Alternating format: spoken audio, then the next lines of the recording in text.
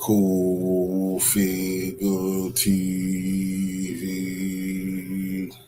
Revolutionary salute. Revolutionary salute. Like, share, subscribe. Welcome, welcome, welcome to the House of Revolution. You know, I'm your humble host, the Man of Revolution. We got a World War III alert. It's a trap. But before we get into that, y'all be sure to wipe y'all feet. That means hit the like button. You in the House of Revolution. Like, share, subscribe, support the platform, y'all. Well, it seems like they want to put us on a suicide mission. Let's get right to the content tonight. Salute.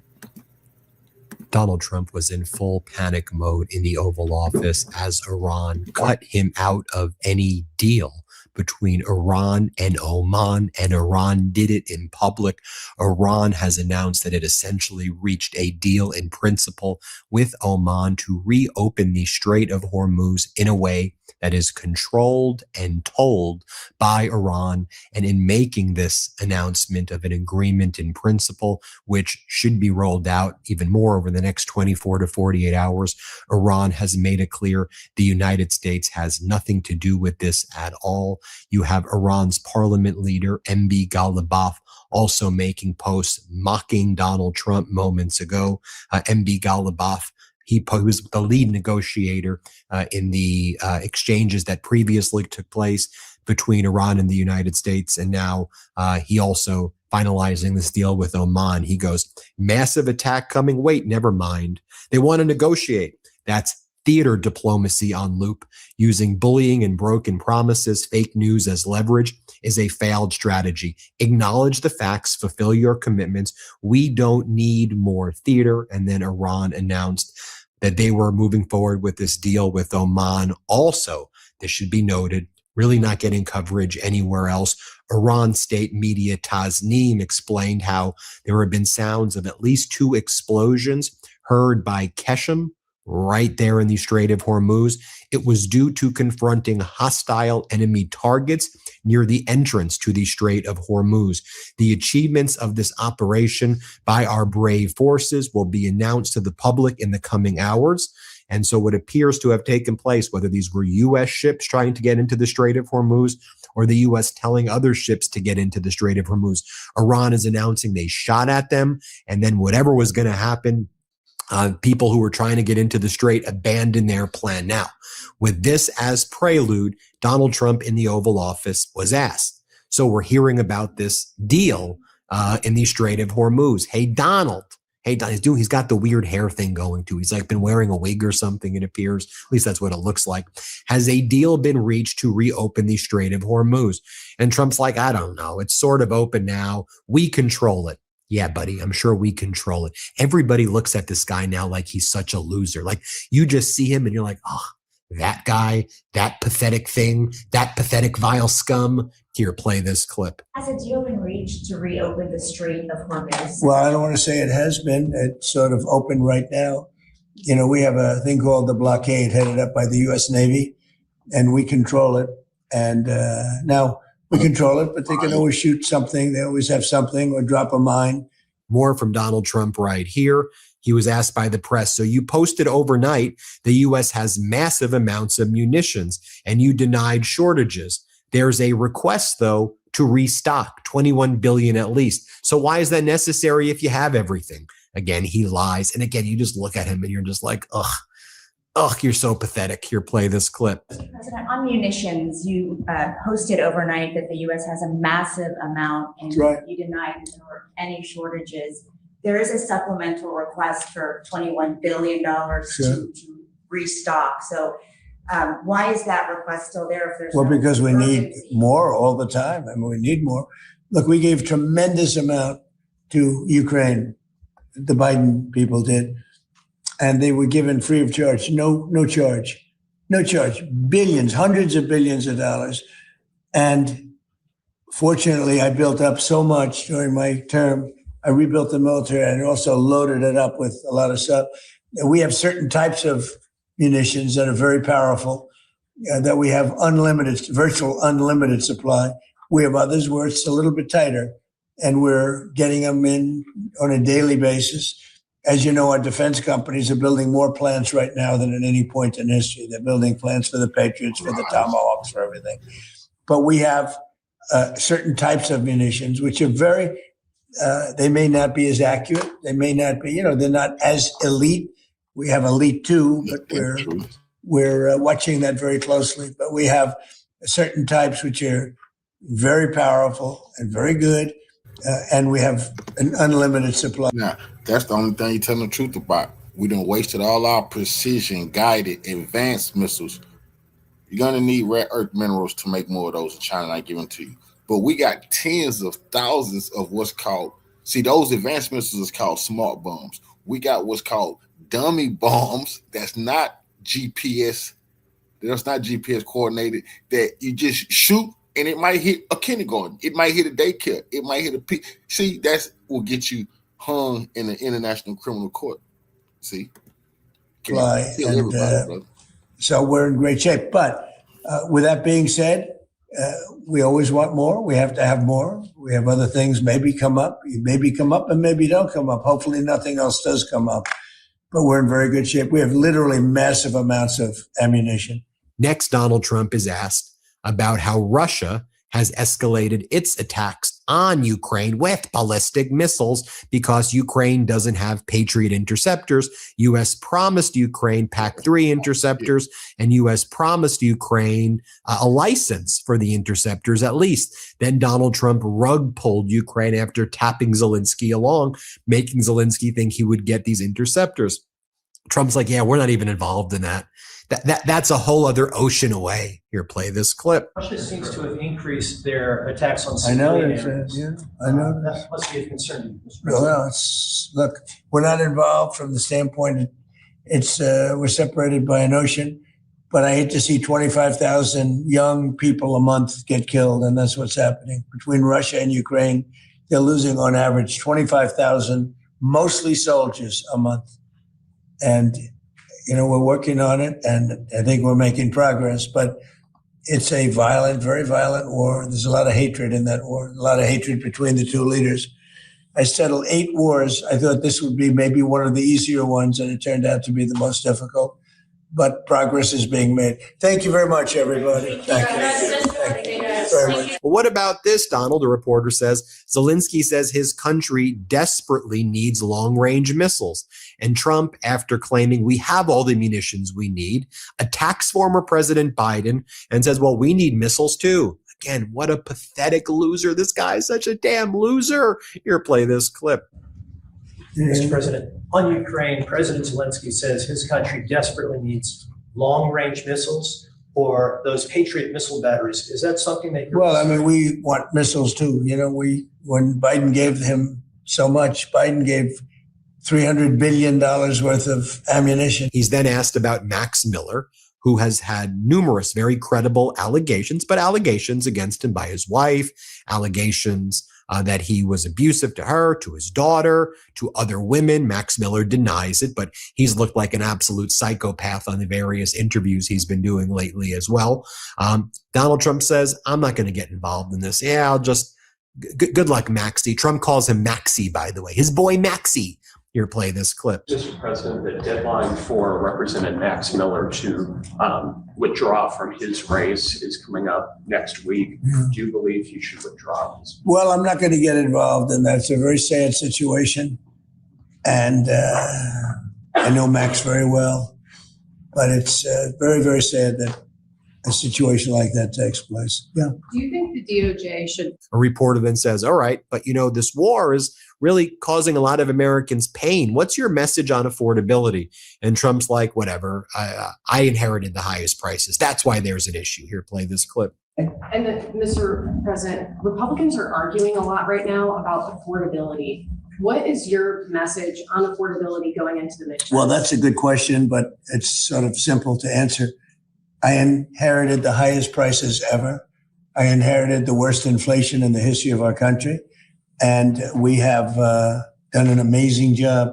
Then he's asked, you going to endorse JD? And Trump's like, no, don't listen to that. Here, play this clip. Mr. President, there is a report that you told donors that they need to get JD Vance elected in 2028. Is that your official endorsement? No, it's, I heard about it a little.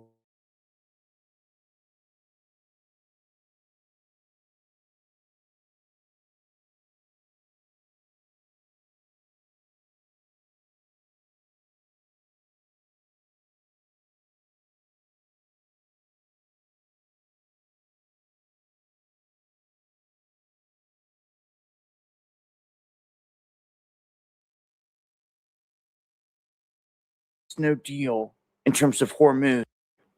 Well, for the U.S. and for Trump, there is no deal in terms of Hormuz, and it doesn't look like there's going to be. And it looks like he's enraged because things are not going his way. The threats fly in all directions. And apparently, Trump and Pete Hegseth got into a big argument, and it was over the supply of missiles. Now, Trump, going on a rant, says that they're going to hunt down in jail with long sentences the leakers of this information. He goes on to state that we've got all kinds of missiles and this and that we're not short. But then others are saying, why would you be threatening to jail someone if the information wasn't true? How could someone leak something if it isn't real? So Trump admitting that information has been leaked that should not have. And this whole deal with Iran is just up in smoke. They are now striking hostile targets in Hormuz.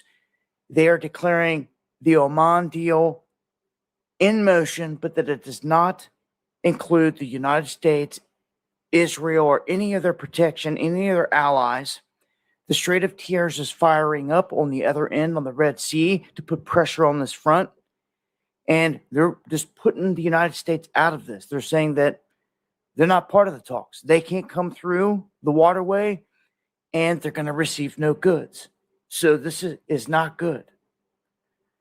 But between Hegseth and Trump, apparently the ammunition fears, they're saying you shouldn't worry about because we've got plenty. Although the numbers out there, if you run them and look them up, shows that we're low. But why they would put out official numbers on what we have in our military is beyond me. That would be ignorant. To tell everyone, the whole world, your enemy, what you're sitting on just makes no sense anyway. But apparently, they're trying to hunt down these leakers. So, no deal in sight. I don't think anything's going to get any better. I would have a plan because the price of things are going to continue to rise. Trump can only manipulate it all so much. And at some point, something's got to give. Join me for the live stream where I break this down in further detail Monday, Wednesday, and Friday, 9 p.m. Eastern, here on WW3.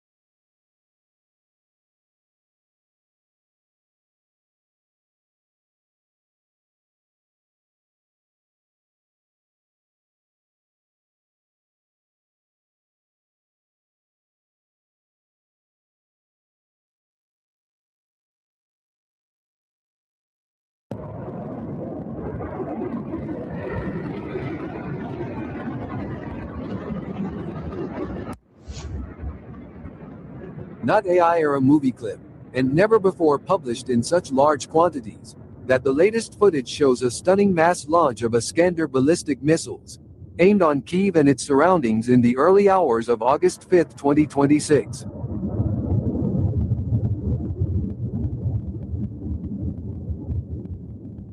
Ukrainian sources report that the footage was leaked during a massive attack by the Russian Ministry of Defense on the Ukrainian capital. Ukrainian monitoring channels show flight paths for at least 24 Iskander missiles, 4 Zircon missiles, and 115 Geran 4 drones. Several North Korean KN-23 were also fired with precision at targets in the capital. Not a single missile was successfully intercepted, partly because they maneuvered at speeds of Mach 6 to 7, before hammering a situation Ukrainian officials attributed to a shortage of interceptor missiles. Footage shows the impact of Iskander ballistic missiles equipped with cluster warheads, which struck Kyiv in a single night, described as a logistical earthquake and total paralysis. Another leaked video shared online shows while Russian missiles raining down. This is far worse, as reports indicate that the missiles struck a military-industrial complex or an arsenal and ammunition depot. A series of fireballs can be seen shooting into the air. It is believed that the site stored vast quantities of munitions, all of which have now been obliterated. Throughout the day, Zelensky complained that the main targets of the attacks were warehouse facilities belonging to civilian companies, as well as attacks on infrastructure and train stations.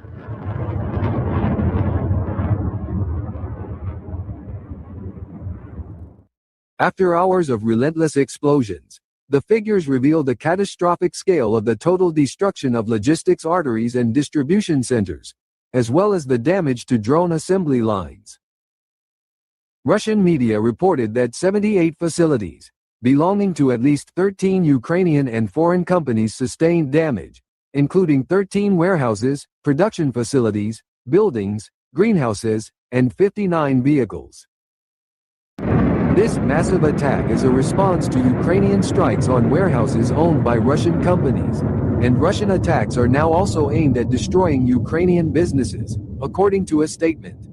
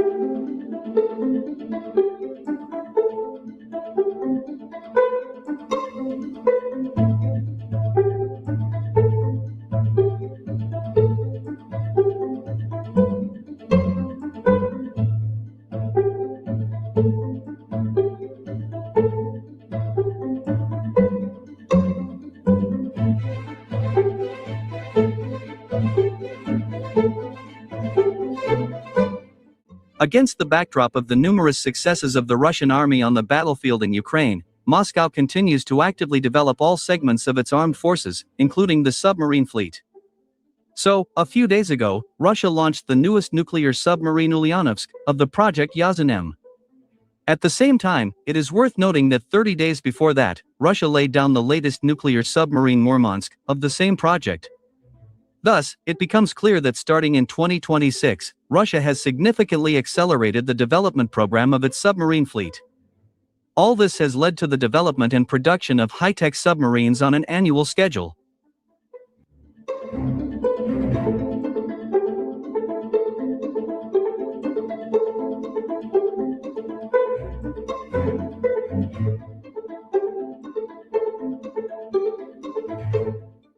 My dear truth seekers, in this video, I will explain in detail why Russia has relied on its submarine fleet. Moreover, I will also tell you what new surprises Russia is preparing for its enemies. So, as I said earlier, at the Sevmash shipyard in Severodvinsk, Russia launched the newest fourth-generation nuclear submarine Ulyanovsk of the project Yazunem. At the moment, this newest submarine is located in the White Sea, where Russian engineers will complete it afloat. Simultaneously with this unique submarine will undergo state tests at great depths and enter service with the Russian Northern Fleet in 2027. In early July of this year, Russia laid down another nuclear submarine of this project, which was designated Murmansk. My dear friends, it is these latest Russian fourth-generation submarines that will replace all third-generation representatives over the next 10-15 years. At the moment, Russia has 4 of its newest nuclear submarines of Project Yazan M in service. The 5th submarine of this project, designated Perm, will be transferred to the Russian Navy in December 2026. 2 more nuclear submarines of this project are undergoing the final stage of construction and will be launched in the summer of 2028. At the same time, the Russian Defense Ministry officially announced that starting in 2027, the laying of new submarines will take place each year. Furthermore, simultaneously with this, Russia continues to build Boryaya, strategic nuclear submarines, capable of destroying entire continents. In addition, Russia continues to build carriers for Poseidon nuclear-powered unmanned underwater vehicles. Moreover, Russia also remains active in modernizing existing nuclear submarines. The number of diesel-electric Russian submarines also continues to increase rapidly.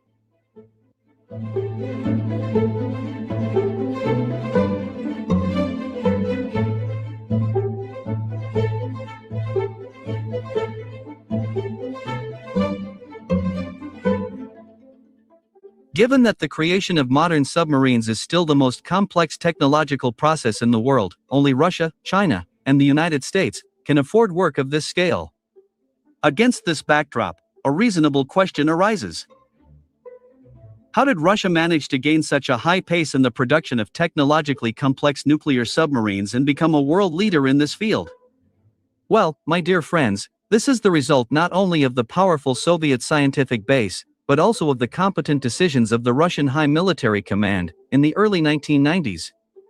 The fact is that when the USSR collapsed, and the country's shipyards began to lose massive government funding, the Russian High Military Command faced a very difficult choice. In particular, given the lack of funding, the Russian command had to decide exactly what to sacrifice, so as not to lose everything in the end. Simply put, the Russian command had to make a fateful choice between continuing the development of the submarine fleet and a large tonnage surface fleet. And as you probably already guessed, the Russian command has relied on submarines. Moreover, years later, with the advent of hypersonic missiles and cheap kamikaze drones, it became clear that the Russian command had made the right choice. It is nuclear submarines that are an integral part of Russia's nuclear triad and continue to deter NATO countries from the most reckless actions. In addition, Russian nuclear submarines continue to be the guarantor of a retaliatory strike in the most extreme case.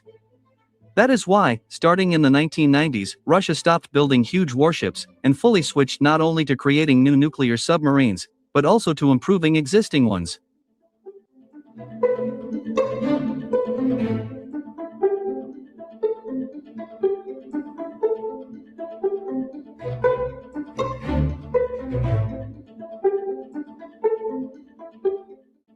My dear truth seekers, this choice of Russia has both military and engineering significance.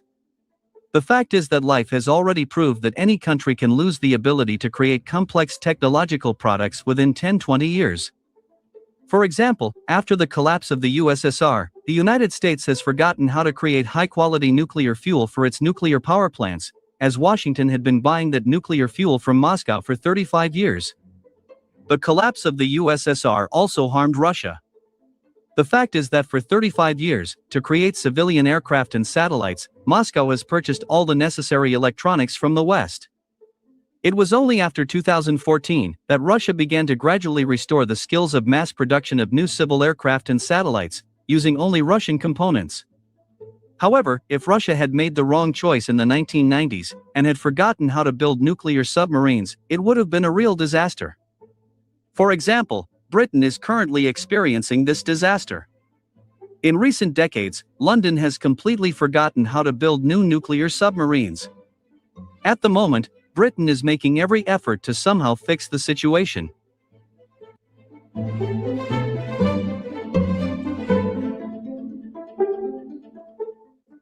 By the way, a similar situation is happening in the United States. After the end of the Cold War, Washington significantly reduced the production of nuclear submarines, which was a strategic mistake. As a result, the United States has lost not only the essential skills to build these submarines, but also key suppliers of the necessary components. As a result, currently, the construction of American submarines is lagging behind schedule and experiencing significant cost overruns.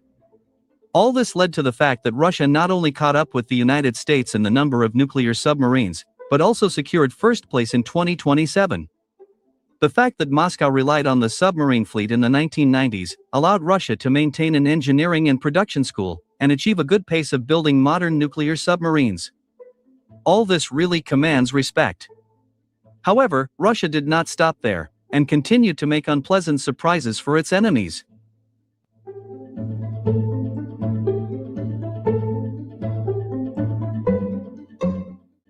So, a few days ago, Vladimir Putin officially announced that the Poseidon nuclear-powered unmanned underwater vehicle is in the final stage of commissioning and will be on combat duty very soon. My dear truth seekers, let me remind you that Russia first introduced the Poseidon underwater drone to the world on March 1, 2018. Back then, Russia officially announced that Poseidon is part of a multi-purpose ocean system that included not only underwater drones with a nuclear warhead, but also their carriers in the form of strategic nuclear submarines. Later, Russia built a new generation nuclear submarine Belgorod, which officially became the carrier of the Poseidon underwater drone. Moreover, starting in 2022, Russia began actively using the Belgorod nuclear submarine to practice appropriate maneuvers. At the same time, many experts expressed confidence that during the maneuvers, this newest Russian submarine conducted test launches of Poseidon underwater drones, capable of wiping out large coastal cities.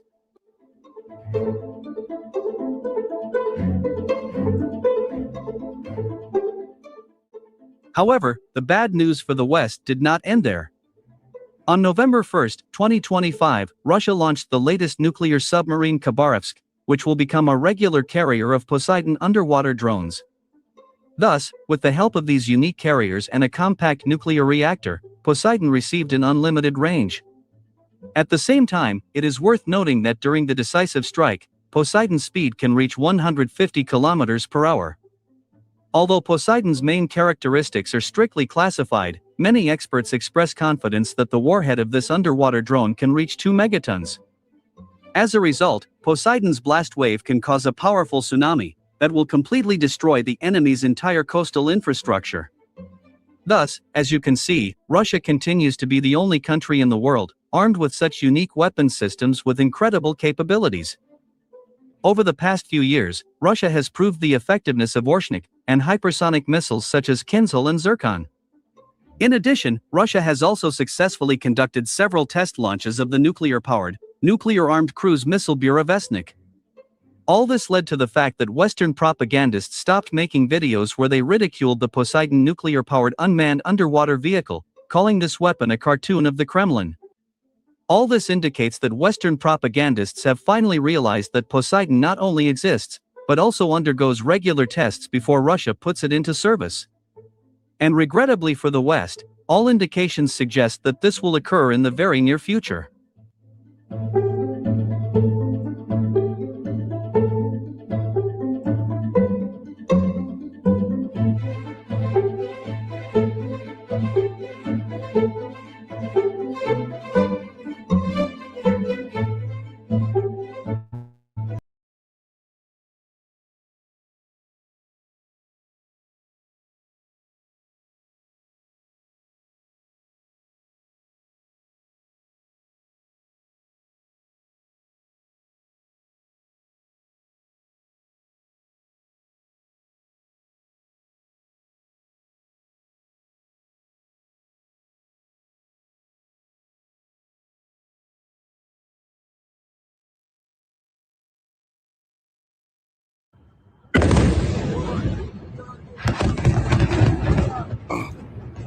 That's facts.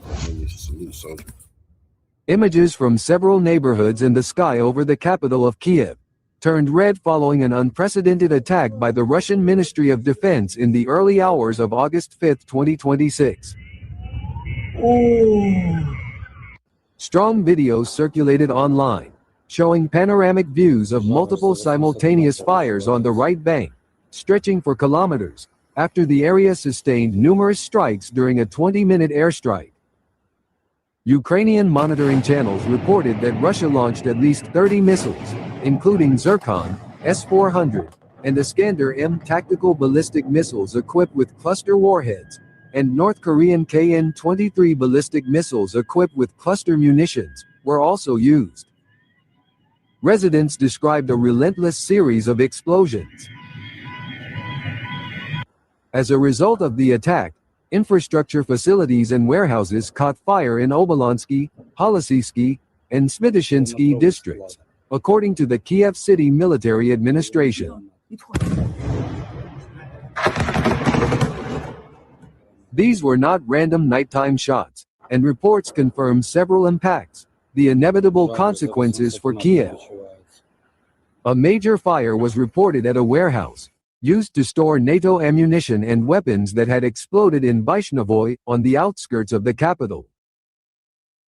Manufacturing in Ukraine no longer seems like a good idea, as a factory owned by the American company Terminal Autonomy, Delaware, which produces the AQ-400 Scythe and AQ-100 drones, has been affected.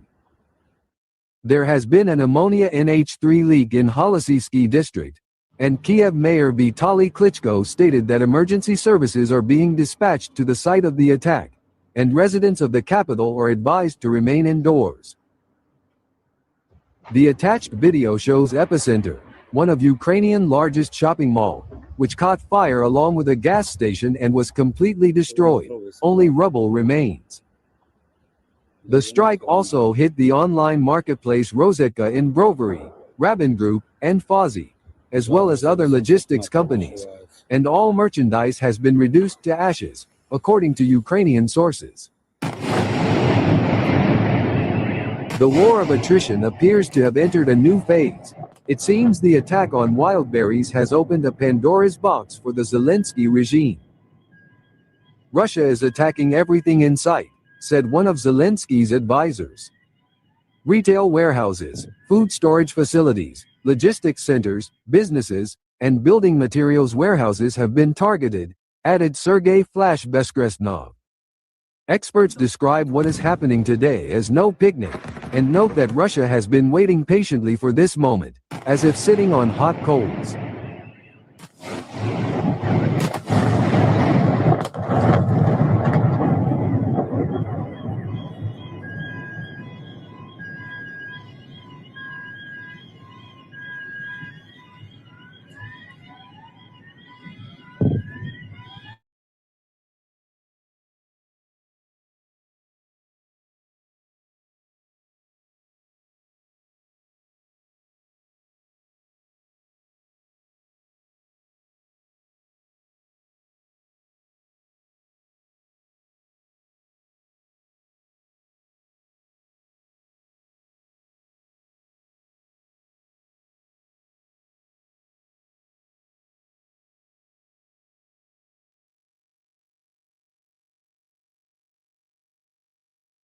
Nightmare scenario for Kiev air defense units failed to intercept a single incoming Russian missile during an overnight blitz. The latest strikes have killed at least about 17 people and injured more than 50 others, as Kiev is now struggling to stop the barrage. Putin. In the live I ran earlier, I told y'all it's not just Iran. I mean, it's not just the U.S. and the Middle East. They can't defend themselves. They done ran out of missile defense. In Ukraine, too, the U.S. and their allies is defenseless against the Russians and the Iranians and their allies. That's just a fact at this moment. Is raising the tempo of his air war, and Ukraine is trying to hit back with its long-range drone attacks deep inside Russia. The question now is not whether the war is escalating, it is how much further it can actually go from here. And our next report tells you more.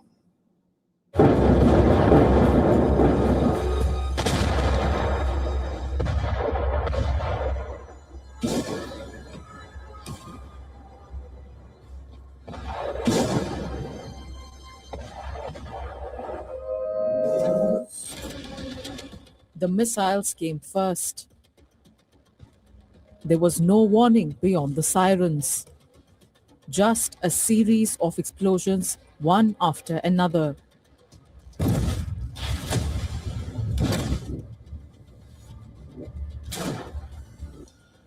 Ukraine says it intercepted many of the Russian drones, but none of the missiles. That single fact may be the biggest warning yet about the direction of this war. Kiev and the surrounding regions were also hit by fatal overnight Russian barrage of missiles.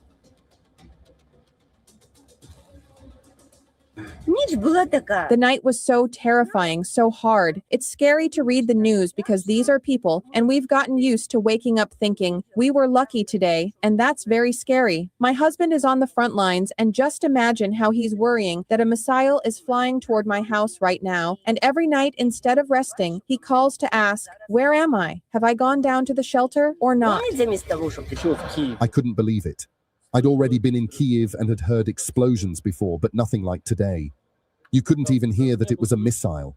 I don't even know what it was, but you couldn't hear the missile itself. The blast wave just hit the cab. It's a good thing we managed to get out of the truck. Russia's missile attack destroyed food logistics warehouses in and around Ukraine's capital. These are images from a railway station in Brovary near Kiev, where 8 bodies were recovered from the platform. This is an atrocity. I never thought something like this could happen in our country. We haven't slept for 5 years now. There's no sleep. People live in constant fear. We live day to day. That's all. Because there's no other way. Ukraine's Air Force says it shot down 98 of the 115 drones fired by Russia overnight. But preliminary statistics from the Air Force shows it was unable to shoot down any of the missiles. Kiev can intercept the vast majority of drones, but still relies on supplies from allies to counter Russian missiles. Kiev says Moscow fired 24 ballistic missiles. Among them were 4 Zircon missiles which travel at hypersonic speed. Ukraine's air defenses are still fighting, but every interception comes at a price. Every Patriot missile fired is one less available for the next attack, and Russia knows this. For months, Ukraine's President Volodymyr Zelensky has pleaded for more Patriot systems and more interceptor missiles. He says that Ukraine simply cannot defend every city with the number of systems it has today. Now, another problem is emerging. Even the United States has acknowledged concerns about limited Patriot interceptor inventories as demand grows across multiple theaters, which means replacing the missiles Ukraine fires is becoming even harder. For Moscow, this is becoming a war of attrition. The objective is not only to destroy targets, it is to empty Ukraine's arsenal and force the country to make impossible choices. Not just empty Ukraine's arsenal. Ukraine arsenal been gone. That's the United States and NATO arsenal that's gone in Ukraine. That's what everybody been overlooking. It's a reason why the U.S. can't defend itself 100%. And Trump is telling the truth when he says it's because Joe Biden gave it all to Ukraine. That's one of the facts. But it's also because Trump dumbass went to a war he couldn't win versus Iran, and they've been waiting 20 years for this war. They got 20 years of weapons piled up for this war. Kiev is still striking back deep inside Russian territory, using long-range attack drones. It's been proven, and I've been blogged on that. Russia manufactures more weapons in 1 year than NATO put together, and that's what the U.S. More air defense, more bombs, more everything than NATO put together. But the U.S., they've been hiding it. You can't hide it no more when the Ukraine can't defend itself, and the U.S. is supposed to be the one defending it. To hit military airfields and fuel depots. But back home, the strategic arithmetic has turned fatal. With Western arsenals empty and no interceptors left in reserve, Ukraine is forced to face Putin's expanding ballistic arsenal with completely shieldless skies. Bureau Report, WION. Why is the arsenals empty though? It's because they stole all our money. They've been stealing our money. We spend more money than China, Russia, North Korea, Iran, all these countries put together, Britain, Germany, France. We spend more money than all of them put together. But we don't got the weapons. Yeah, that's because our weapon manufacturers steal all our money. Oh, but we got super rich weapon manufacturers though, so I guess that evened out. But now their ass is in trouble because Iran is exposing them before the war. The American DEI white supremacist army, the whole world know the white supremacists lost this war, not us, because they fired, I keep saying this, they fired the black generals because they wanted to be racist. This is on the white supremacist, this humiliation. The title of your great new column. I must ask you this. Does the Iranian leadership fear Trump? No, on the contrary. Their program is to drive Trump crazy. It's the exact opposite. What do you mean by that? They are driving Trump crazy because they are boxing him in day after day. And because they run the clock, they know all the internal pressures on him, on the Trump administration, on the American economy, on the global economy, depletion of strategic petroleum reserves, everything. Devastation of U.S. bases in Persian Gulf, in Erbil, in Iraq, and in Jordan. The Iranians are running the whole thing, essentially. The last thing that they feel, Judge, is fear. Sorry. No, nothing to be sorry about. Here is a clip of an interview between a very senior Iranian general who our friend Mohammed, Professor Morandi, told us is the former commander-in-chief of the Revolutionary Guard. Of the IRGC.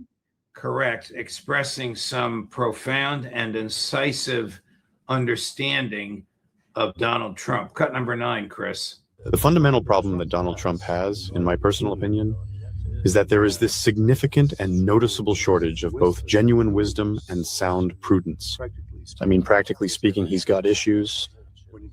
When you consider the 12-day war, the 40-day and 17-day wars, you see that the level of decision-making in America has kind of reduced. I mean, the prudence that they had during the First War, we don't see that among the American commanders. I mean, they planned to separate the southern part of Iran from the northern part. This is non-military. I mean, this is not feasible. It's been non-professional. I mean, such planning. On what basis did you have such a plan? This shows this degradation. I would suggest to you, and I want you to chime in, they have a profound understanding of Trump.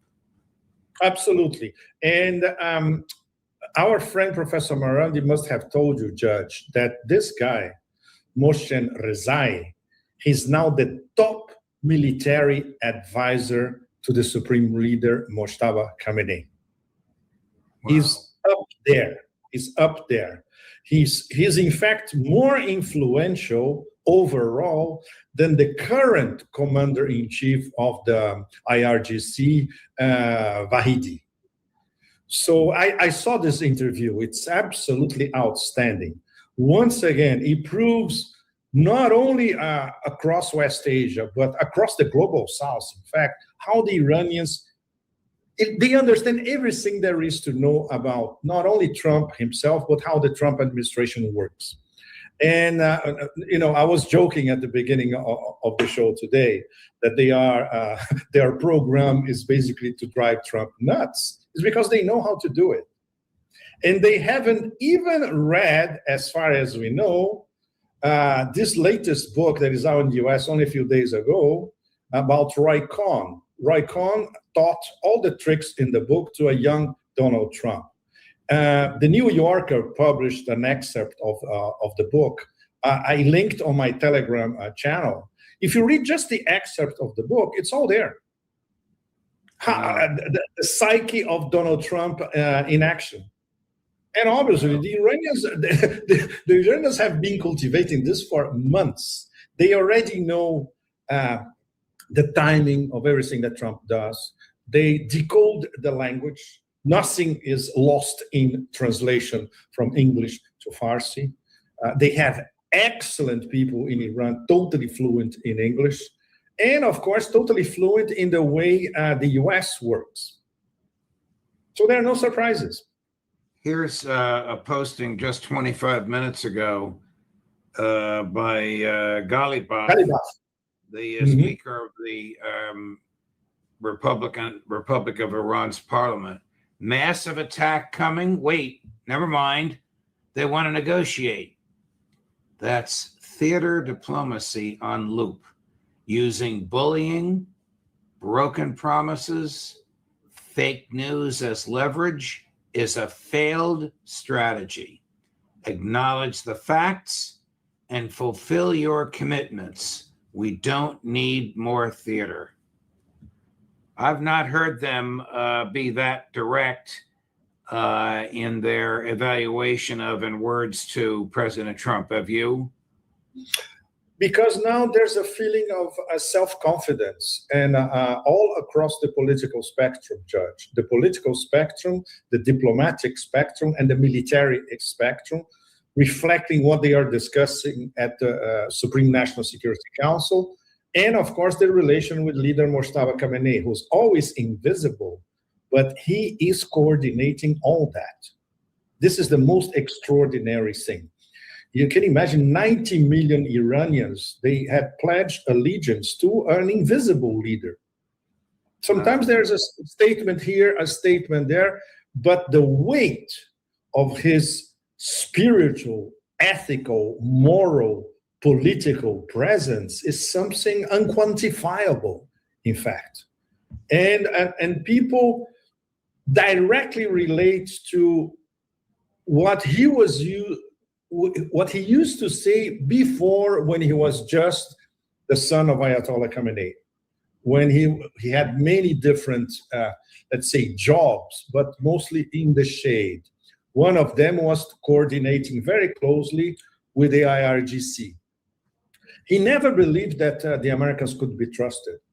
And one of his latest messages, only a few days ago, he basically said the same thing. And still, Judge, very important, he authorized the Supreme National Security Council, okay, guys, if you want to go for this MOU, if you reach a solid majority among yourselves, 13 members of the Supreme National Security Council, okay. Right. But this doesn't mean that he supported it from the beginning, because he was absolutely convinced this was going to fail, as it did. And he learned this from his father. Why does there seem to be an increasing number of military men involved in the negotiations, whether it's the Pakistani military or Saudi or Omani? Why military guys are getting involved? Because now this is a diplomatic, military, geopolitical, and geoeconomic negotiation revolving around the resuscitation of the dead cat, the MOU. That's why I put it in the title of my column, Dead Cat Bounce. The Dead Cat Bounce is in the effect. Dead Cat Bounce means what? That the MOU might be back. Exactly. Well, in a relatively playful way, I used an Odyssey metaphor. Instead of Ulysses, I thought about the dead cat on a raft in the middle of an ocean in revolt under the wrath of the gods, but he was not dead. He was not at the bottom of the ocean yet. Here in New York, on Wall Street, a dead cat bounce is what occurs when a market is very low and suddenly bounces back. Everybody thought it was dead, but it just bounced back almost unexpectedly and very rapidly. So absolutely. Is the dead cat coming alive? Is the MOU coming back to life once the Iranians and the Omanis come to an agreement on the use of the strait and the revenue streams from the uses of the strait? Absolutely, Judge, because this is the sequencing. It's very, very important. If people only follow American mainstream media, they won't understand the sequence. You have to think like the Iranians are thinking it through, and how they explain to the Pakistanis, look, we have to follow this sequencing. Then we will be back to the MOU. So what's happening now? Trump is saying that we are talking, there's going to be an imminent deal. No. First of all, the Americans are not talking to anybody. In fact, the Iranians are not talking to the Americans. The only negotiation at the moment is a technical negotiation between Iranian officials and Omani officials, specifically on the new rules of engagement in the Strait of Hormuz.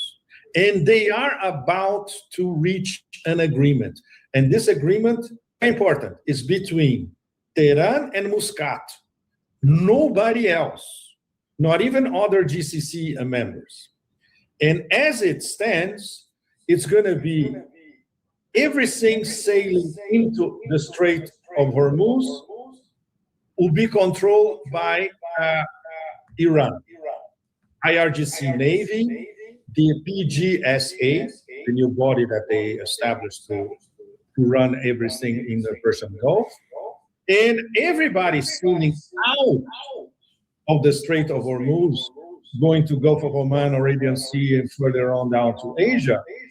There'll be two stages. First control is by the Omani authorities, and a second control by the Iranian authorities.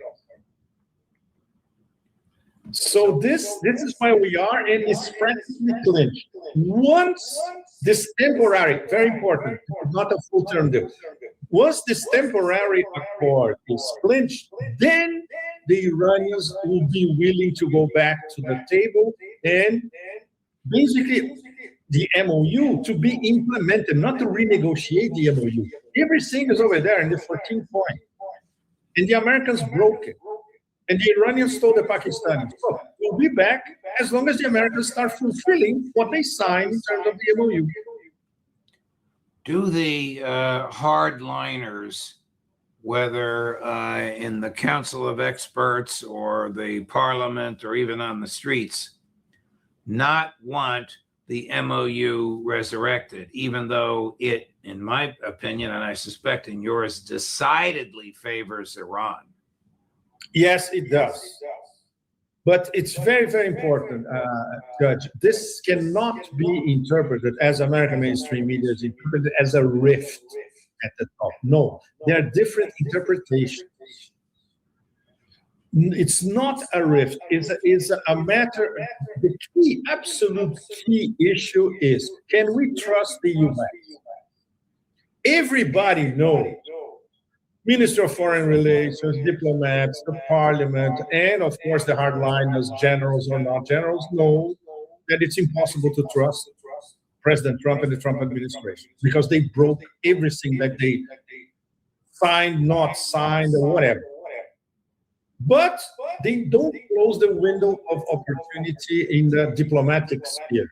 And that explains Arashi and diplomacy in West Asia and everywhere, and always saying on the record, we always leave the window of opportunity for diplomacy as long as there's mutual respect. So, for instance, yes, go ahead, please.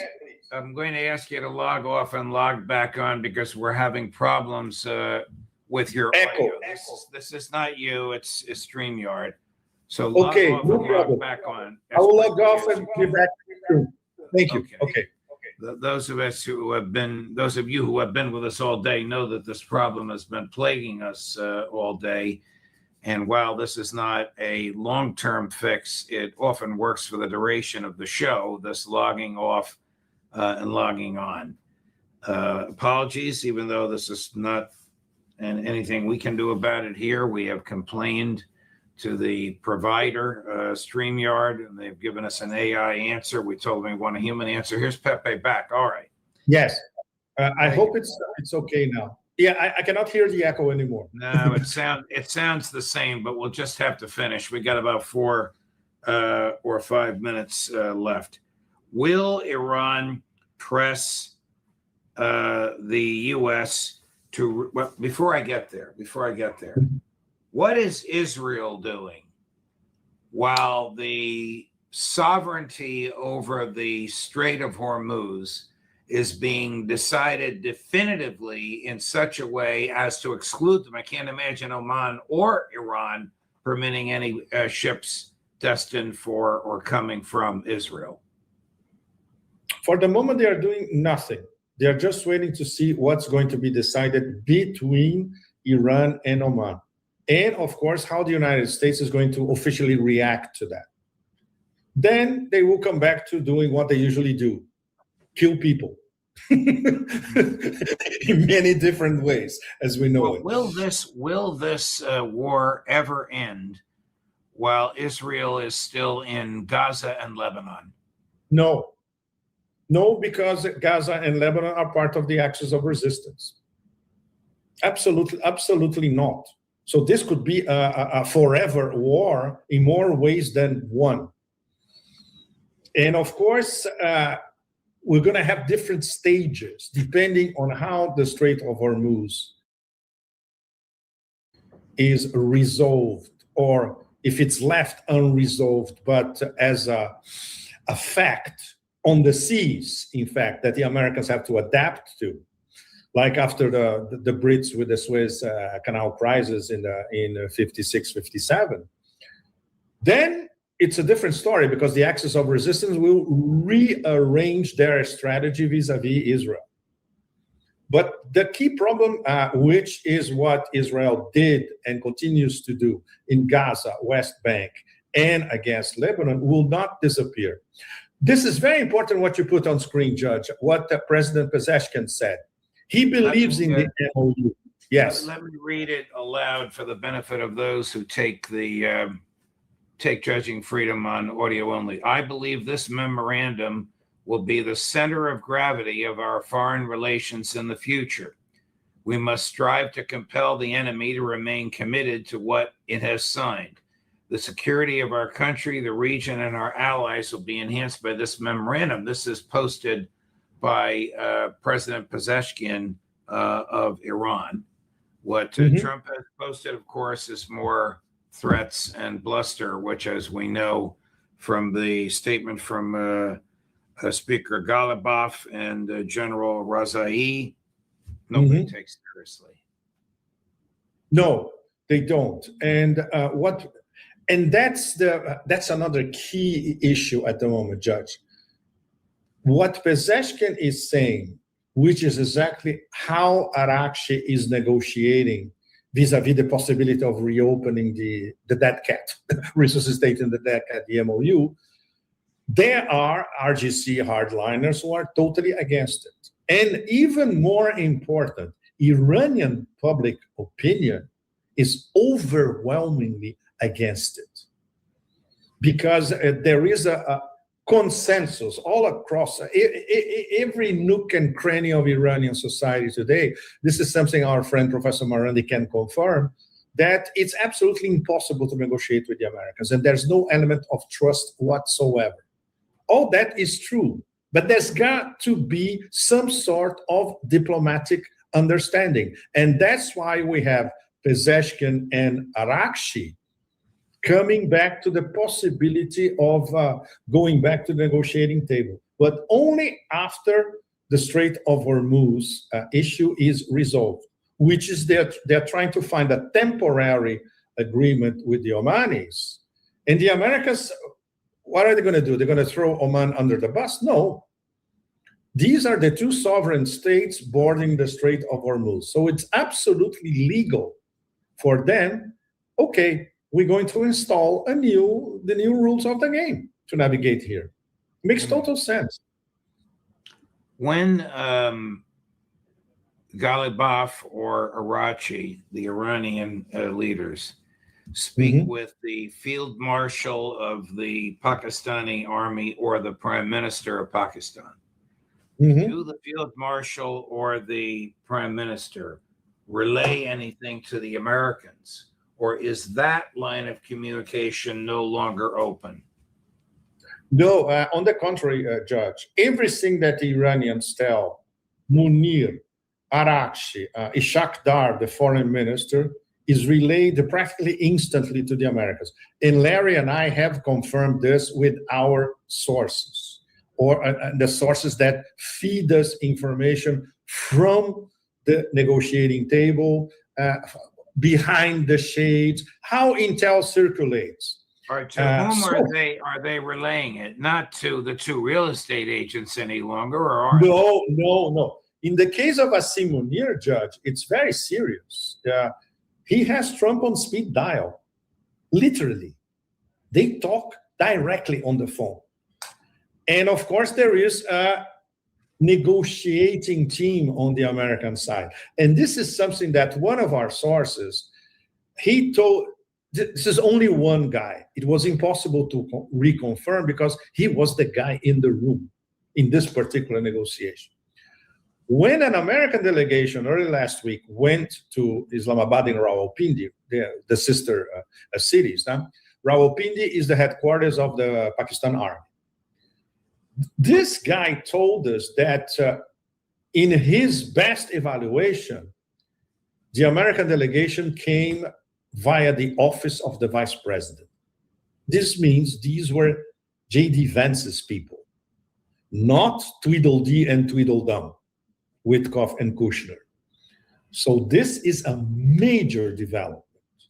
But we cannot, we don't have the means to confirm 100% that the American negotiating team at the moment is J.D. Vance's negotiating team. What we do know is that Kushner and Witkoff are completely out of the picture because they were vetoed by the Iranians. Because A, they're not diplomats, and B, they take orders from Netanyahu. You're absolutely right. Exactly. So forget it. So if the Americans come back to the negotiating table, they will have to have a new negotiating team. And maybe this new negotiating team is this, or at least part of it, is this delegation that visited Pakistan early last week.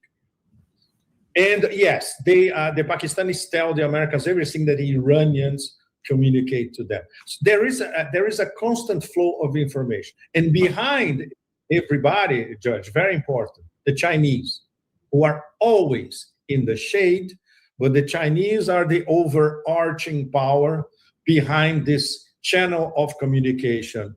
China, Pakistan, Iran. And then it gets to the Americans.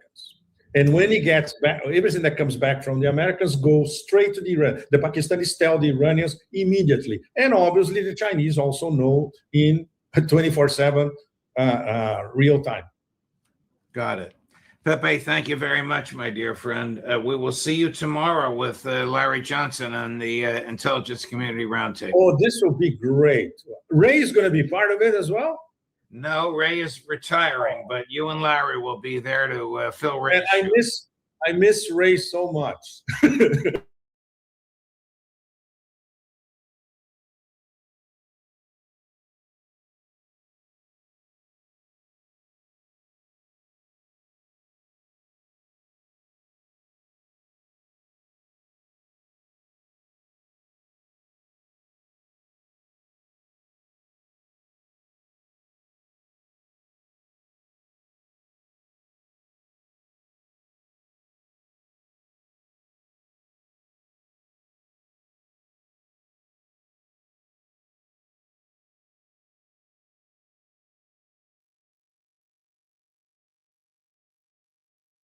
Suez Canal and Panama Canal, 0.1 to 0.5.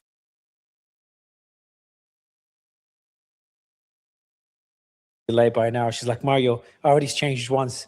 What did she say? Like he's gonna be grumpy or something. I'm like, it's okay. I think it's been long enough where we can push it a bit further. Yeah, I think she said use the word grumpy, and then it worked. He's like, it worked. I'm like, thank you. Well, today was a pretty bad day, to be honest. I don't know why everyone's really calm about it, but the demands by the Iranians are just insane. I don't know whether this is in the. What do you mean? They haven't changed their goddamn demands in 5 months. We have numbers. So we have numbers. The numbers are crazy. So in the Bosphorus Straits and the Dardanelles, it's the fee is percentage wise. I did a quick check. I should have done a probably deeper search. 0.1 to 0.5%. That's in Suez Canal and Panama Canal. 0.1 to 0.5. Yeah. In the Turkish Straits, it's 0.01% to 0.1% of the cargo. I'm going to let you guess what the percentage is that the Iranians are asking for, according to reports that came out, that's unconfirmed reports. Well, I've heard everywhere between 7% and 20%. 5 to 7%. 5 to 7% compared to 0.1% in the Suez Canal. How many of those other countries have been attacked and had their people killed and had their countries bombed? None. I understand. And I would understand this if this is temporary with a limit, because we don't have any details. The Omanis are trying to get 3%. It's like, let's say they get that much to get $200 billion for reparations. I think it's a fair argument, and obviously we'll see what the international community, etc., say about it and what will they do about it. But if they're looking at a permanent fee of 5 to 7%, 200 times more than 500 times more than what Turkey charges, Larry, these are pretty crazy numbers. Like, that's a lot. And that's my worry. That's the worry. Why do you say they're crazy numbers? What's your standard? The standard is every other canal or straits that's out there to compare. That's the only comparison. Well, but you're not using a fair comparison. None of them have been bombed, have been attacked, have had billions of dollars of infrastructure, have had thousands of people killed. I mean, this is, it'd be one thing if Iran was imposing that, just woke up one day and said, hey, we're going to start imposing this fee. But it's very clear they're levying on the world attacks for the attacks that took place. Would you agree that the high fee, as I said earlier, if they charge it, that's the difference? So my numbers are accurate.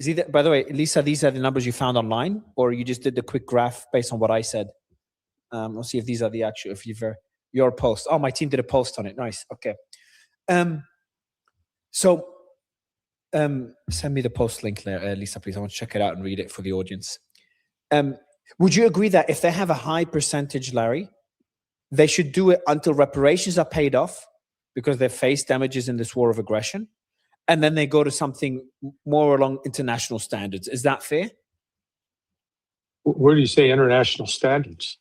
There's no international. Just on that. No, those aren't. No. Those aren't international standards. Those are just numbers that these countries decided they could charge and get away with. There's no international standard. You're acting like there's some international body of legislation and they reviewed it and they set the standards. That's not at all. Yeah, but if you're going to go out there and charge something, when you say go and charge something double or triple, you'd be like, what do you mean double? I'm paying double here and I can pay half the price somewhere else, versus you're paying 200 to 500 times more. That's a wild number. So you pay, let's just say that you pay $3,000 a month to rent your apartment in Dubai. And then I take you to Des Moines, Iowa, and you're going to pay $500. So therefore, Dubai is overcharging you. No, it's location, it's the relevance. 6 times more. 6 times more. That's 6x. Oh, we're talking about 500x. That's you getting upset about that. Okay, there's no international body out there saying, "Oh, this is outrageous." No, this is Mario Nafal said, "This is outrageous." Okay, you're entitled to your opinion. I understand why Iran's doing it. I'm surprised they didn't charge 20%. My worry is what they're charging is because these are numbers that Look, if they, just to be clear, first, I don't really care what they charge as long as the world is fine with it. I don't really care. My worry is that they ask for such high numbers. The reason I'm worried, and the reason I said to you, I've got really bad news, not because of the high number they charge. My concern is that was my concern before the ceasefire back in April. I did a post. I said, this is not going, you're not going to be happy with what I'm going to say, but I said Trump is asking for an off ramp. That's before the ceasefire was announced. Like, Trump is looking for an off ramp, and the Iranians should give him one. And if they don't, the Iranians move. Kind of like this. I said the Iranians move from the victim of this war of aggression to giving Trump an off ramp. Fuck him. No, I mean Trump, fuck Trump. He's launched a surprise attack in the midst of negotiations. Can you imagine what the reaction of the the United States reacted when the Japanese did that to us in 1941, and they didn't kill 168 schoolgirls. They focused on killing military targets. The United States attacked and murdered little girls. So, the Iranians want to give Trump an off-ramp. And tell you what, the Iranians should tell Trump, kiss our ass. They should. So your position right now, should the Iranians take a deal that's really positive for them, or should they keep fighting? Should they start bombing right now? No, Iran should set the deal it wants. Yeah, that's fine. It sets the terms. It's in control. Yes, exactly. I'm fine with that. This is an off-ramp. So when they give him an off-ramp, means they let him get out of the war by trying to take as much as possible, reparations, etc. That's understandable. My worry is that because there's people within Iran, they're so upset at this war, they want the war to continue. They actually want to drag Trump, intentionally drag him back into the war and cause more damage, death, and destruction for the US, for the Gulf. And for them, it's justified. For them, they want to cause as much pain to the US so it doesn't happen again. I'm a person that doesn't want war. So I'm like, if Trump wants to off-ramp, I think the Iranians should allow him to off-ramp. What I mean by this is doesn't mean the Iranians shouldn't ask for as much as they can get. That normal negotiations, they've done an incredible job so far with negotiations. The only worry I have is the voices in Iran. There's, it's 90-something million people. It's different voices. The voices in Iran that want the war to continue because they're full of anger. They had friends, family killed. They're upset at their supreme leader killed. Those voices pushing the country back into war. That's the worry that I have. I just don't want the war to continue. Not by the Americans, not by Trump, and not by the Iranians either. So far, the Iranians have taken the path where they don't want the war to continue. When Trump stops the strikes, they stop the strikes. They could be bombing the Gulf right now. They're not. So far, we're heading on the right path. My worry is with these demands, if they get those demands, this is beyond capitulation. Good for them. Congratulations for them. If the Americans accept this or Trump just walks away, if they can charge this. But when I saw those numbers, and there's another bill being passed as well that gets even wilder, I started looking at this, and I can read it out for you now, actually. Wait, hold on. A bill being passed by whom? Give the information. Parliament, Iranian Parliament. Yeah, I'm going to give it to you now. All so right. There's a bill being passed by the Iranian Parliament, according to Fars News. And this is separate to the Oman-Iran negotiations. And according to this, the bill has the following points. Number one, the passage of vessels belonging to the US, Israel, and other hostile countries through the Strait of Hormuz will be prohibited. So the bill says US and Israel cannot, and any hostile countries cannot pass through. Yeah. Number two, and that's not just to be clear, these are not wrong demands. I'll tell you my concern. Again, Iran was the victim of a war of aggression. So obviously they're justified to ask for a lot. And my worry is that this drags us back into war. That's the worry that I have. So number one is Israel and the US are not allowed in any other hostile countries. Fine. They're weaponizing the Strait of Hormuz. That is the concern that I have. Number two, shipments related to Israel, whether military or civilian, will not have the right to transit the Strait of Hormuz. Three, vessels or cargoes that play any role in actions against the resistance front, so the axis of resistance, will be subject to the ban. So that means any vessel that is involved in aggression against the axis of resistance will also not be able to pass through the Strait of Hormuz. That's three. Four, countries and individuals that have caused damage to Iran will not receive permission to pass through the straits until compensation is paid. So any countries, I don't know whether they include Gulf indirect damage, but I think they're referring to the US and Israel, but they can make it more broad, involved that cause damage to Iran will have to pay compensation before using the straits. And heavy fines, including up to 20% of the value of the cargo, are planned for violators, anyone that violates these demands. Now, you can easily make the argument that these are fair demands after what Iran has gone through. I'm not disputing that. But we went from whether Iran will charge a fee and it will be similar to Malacca or Turkey, to now we're looking at charging something 200 to 500 times. Wait, hold on there. That's what you just said is not correct. Never at any point did they say, "Oh, we're going to peg our fees to Malacca or Turkey." No, they didn't. They didn't say that. Maybe the foreign minister said, but there's nothing official. No, I'm saying that never. They never. Iran never said that. No, they said we're going to charge a toll, and we're going to charge tolls to repay us for the damage done. That's what they said. Yeah. And so given the amount they're charging, I think that's quite in line. So the debate before was whether Iran will charge a fee and how it will compare to the Strait of Malacca, etc. And these are just discussions. Who was discussing it? I don't know. But these were the conversations. The conversations I was having a conversation with Professor Izadi about the Strait of Malacca and comparing it to the Strait of Hormuz. So these were he's not an official, but I'm saying these were the conversations being had. So we went from there to now asking for something 200 and 500 times more. And on top of it, Iran having all these different rules for who can go through the straits. I'm not saying it's not justified. I'm not here to dictate what's right or what's wrong. I'm not in that position. And again, Iran's been victim to a pretty significant war of aggression. The Manab school being one of many examples. A lot of people died outside the school, the Manab school. That's on top of decades of sanctions. So they're coming from a place where they're the victims of the war they did not start and they tried to avoid. I understand. The concern that I have is this is such a big shift that I just don't know how the US could accept this. And if the US doesn't accept this and Iran does not budge from these demands, my concern is we're dragged back into war. Let's say the Americans are like, you know what, we'll accept 3%, which is already 200 times more, 300 times more, depending which straits. They say they accept 3%, which is a bigger number by far than any other straits. And the Iranians are like 6% or no. And this impasse from 6 to 3% leads us back to war. And that's my worry. Yeah. And what's the United States going to do about it? They're running out of weapons. Okay? They don't have the weapons to continue the damn war. That's the reality. That's why they're folding. That's why they're folding right now. In fact, I just learned Central Command took down its cat.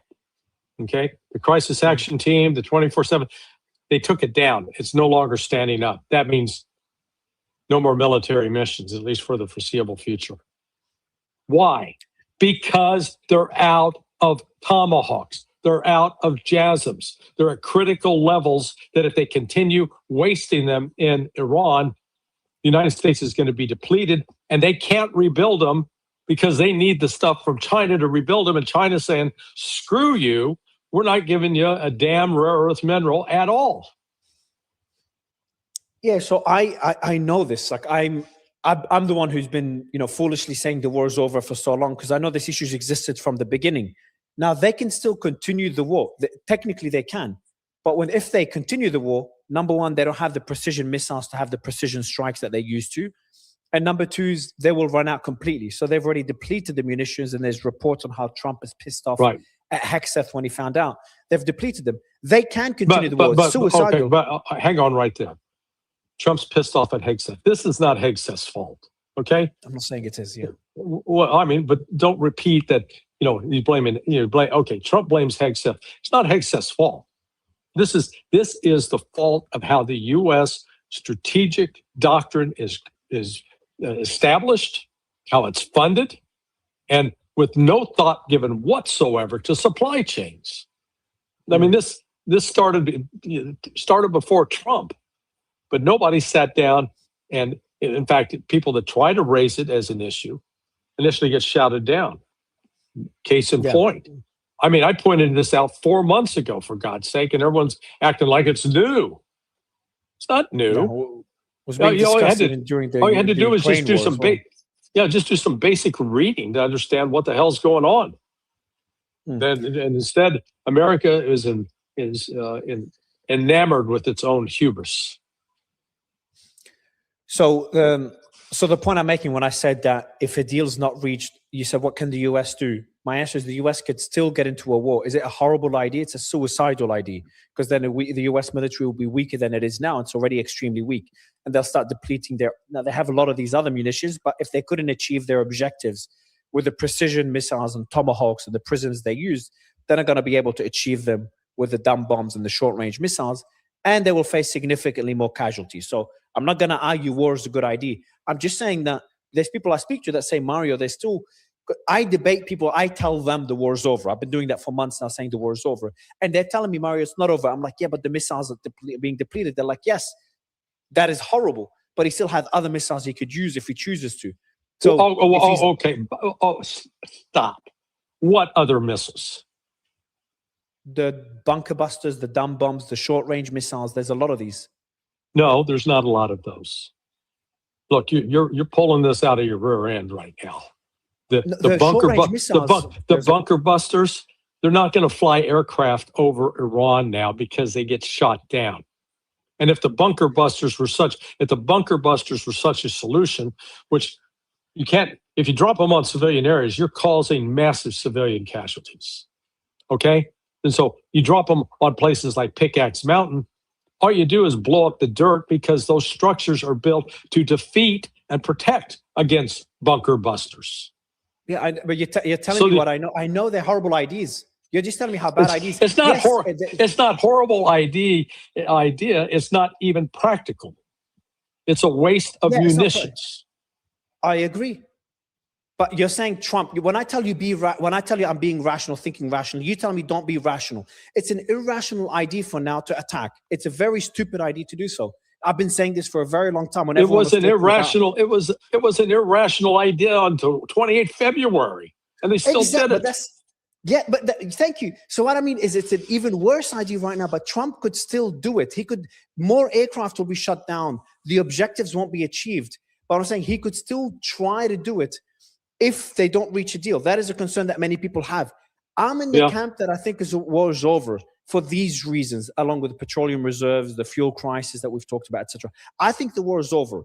But if the Iranians come in with a demand, let's say the Iranians say, we want to make sure we want no ships to go through the Strait of Hormuz. They won't do that. Just hypothetically speaking, no more ships going through the Strait of Hormuz for some weird reason. They went mad. Then obviously the US will have to conduct military action to try to open the Strait of Hormuz, because they have no choice. Now, this is an extreme example. So my worry that I have right now is the Iranians could demand that they got so much more than I would have expected.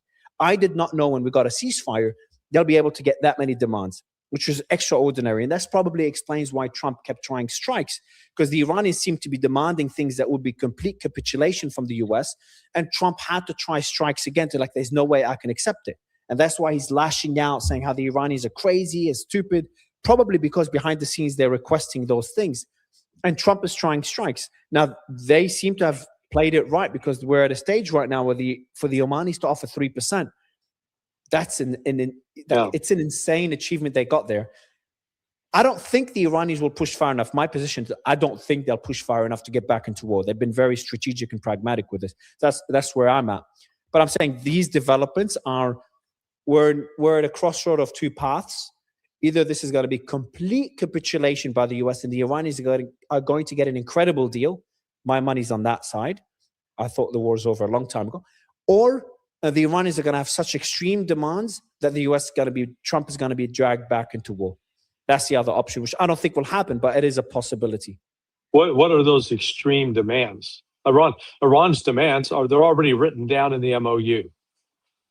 Lift the blockade. Lift the sanction. Lift the blockade. Lift the sanctions. Return the frozen assets and get Israel the hell out of southern Lebanon. And Iran hasn't moved. Iran hasn't moved on any of those, and Trump's not going to accept those. Yeah, I think he could, but I think he will accept those. No, he won't.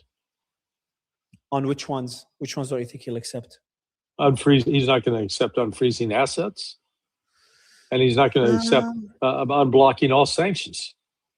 Sanctions. And he's certainly not going to press Israel to get out of southern Lebanon. Yeah, but if he doesn't do those, Iran was not going to preemptively attack. They're just going to charge a toll and just charge it. Use Look, other means. The economic realities of needing the fuel, the oil, the liquid natural gas, the sulfur, the urea, and the helium that comes out of the Persian Gulf. That is, the world needs it. Certain countries need it more than others, like Japan, as an example. But the other thing we still don't know, we've got some hints of it, is there's been significant damage to the oil wells, the oil terminals, the LNG facilities. And one thing I bet you don't know is that the maintenance on all of those systems was being performed by U.S. contractors. In which U.S. countries? Of all of them. In which countries? Are the Gulf or? Kuwait, Bahrain, Saudi Arabia, Qatar, UAE. U.S. contractors are performing all of the maintenance and repair. They're the repair parts, replacement parts that go in for maintenance and repairs. Those are in warehouses that were based on U.S. military bases. Those have been destroyed. So the ability to actually go in and do any maintenance and repair now, that's another factor that nobody's taken into consideration. And without that, some of these, you're looking at could be months or years before some of these systems actually get back up and running. And without those systems running, the world is facing significant deficits, not in just one area, in at least 5 areas. And those areas affect transportation, food delivery costs, the price of computer chips, the price of nitrogen. So we're not talking one isolated event. We're talking something that's got a global economic impact. And I still believe, maybe wrongly, but we're already in a global recession. The question now is this recession going to become a depression?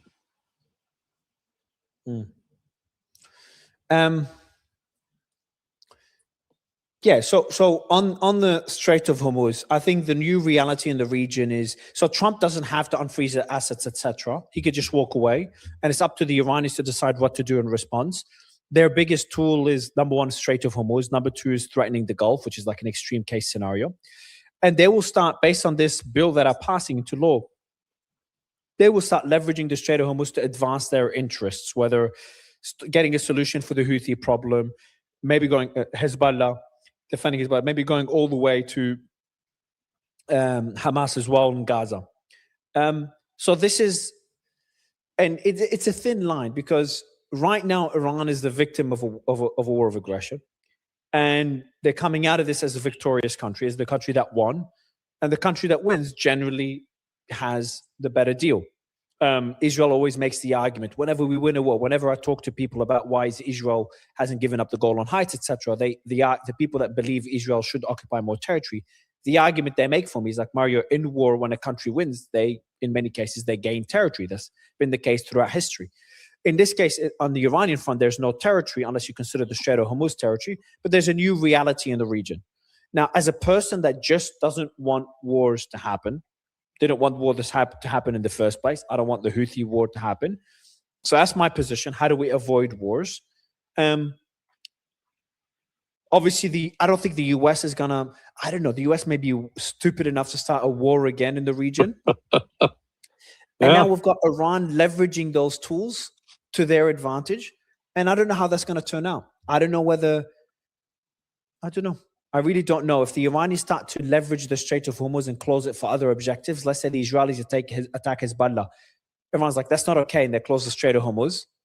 I just don't know how the global community is going to react to that. Well, so, yeah. Look, what's ultimately going to dictate the outcome is going to be the global economic conditions. And, Iran, in its charging of fees, they're not going to charge the Chinese.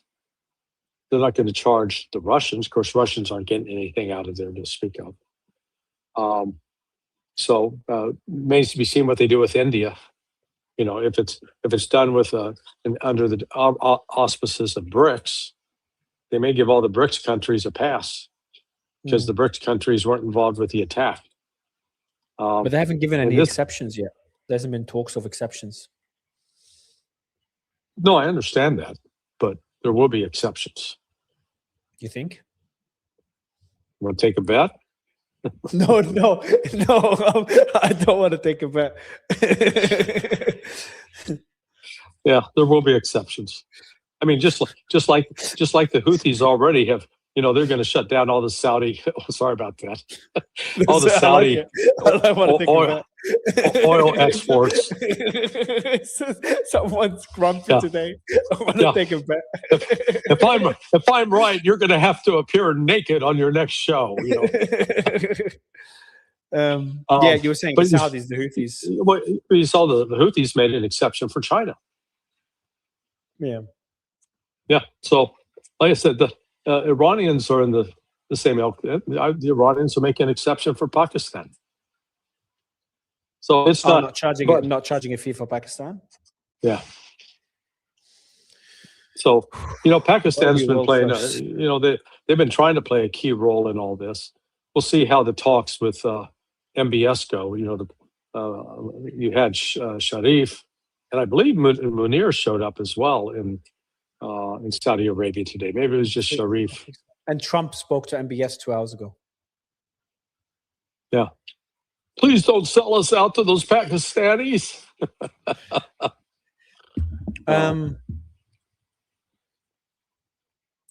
Yeah, so there's another report here. That's the earliest one. Oman has agreed to the. I would make a bet. That's going to be a really tough one. I'm going to try to make. Let's actually, it's fun. Not actually bet something, but if we had to guess how that deal is going to look like, what would you guess is the fees going to look like? How much do you think it will be? I really don't. The Iranians are going to set it according to what they think that they can get. I'm sure this opening, 5-7% is it may be a negotiating position, and they'll back off maybe. But it is. I think they might accept 3%, but if it's permanent 3%, that'll be crazy. But I don't think we'll get a higher number than 3%. But that's insane. That is insane. Congratulations for them. It's just insane in a crazy way. That's a wild deal. I remember people were debating whether Iran would charge a fee. Now we're talking about how high that fee would be. Yeah, I don't remember debating that. I remember saying at the outset, they're going to charge a fee. They said they're going to charge a fee. Listen to what they're saying. They're not just making stuff up. Go back to their original 14-point paper that they presented to the United States. Essentially, most of that's encapsulated or captured by the ultimate MOU. Now, you can make the case that Iran did a lousy job in some aspects of that MOU, making it a little fuzzy, like with respect to the return of frozen assets. They didn't, in the MOU, they didn't insist, got to be now.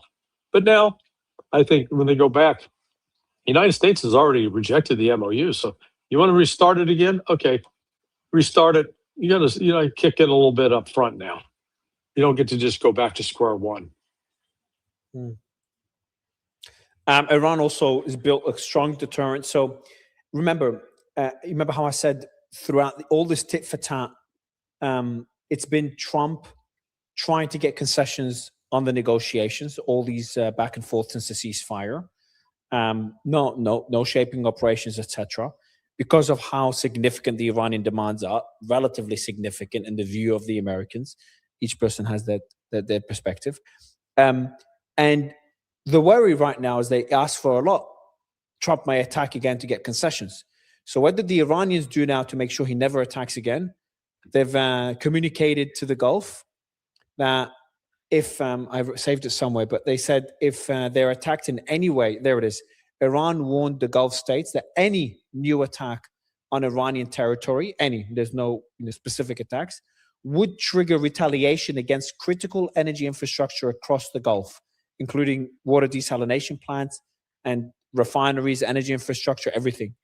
So the Iranis, as well as American bases, of course. So the Iranis are changing the rules of engagement yet again by saying, look, we're not gonna go through an escalation ladder. You attack us in any way, we're gonna go all out on the infrastructure that you guys have. The warning was conveyed through high-level diplomatic contacts after Trump threatened the strikes a few days ago, the July 28th deadline. Abbas Araghchi delivered, so about 10 days ago, Abbas Araghchi delivered a consistent message in calls with Saudi, Qatar, Turkey, and with Hassan Munir, that any U.S. attack would be met with strikes on U.S. assets and Gulf energy facilities, while emphasizing that diplomacy remained the preferred path. The warning encompassed potential strikes on oil and gas facilities, refineries, power grids, water infrastructure, transport networks, and oil fields across the Gulf. By the way, did you see Galibaf trolling Trump today? Yeah. Let me find it. He said, actually, it's worth showing. Can you show this on screen, please, Lisa? And he says, quote, massive attack coming. Wait, never mind. They want to negotiate. So he's quoting this as in Trump. That's theater diplomacy on loop. Using bullying plus broken promises plus fake news as leverage is a failed strategy.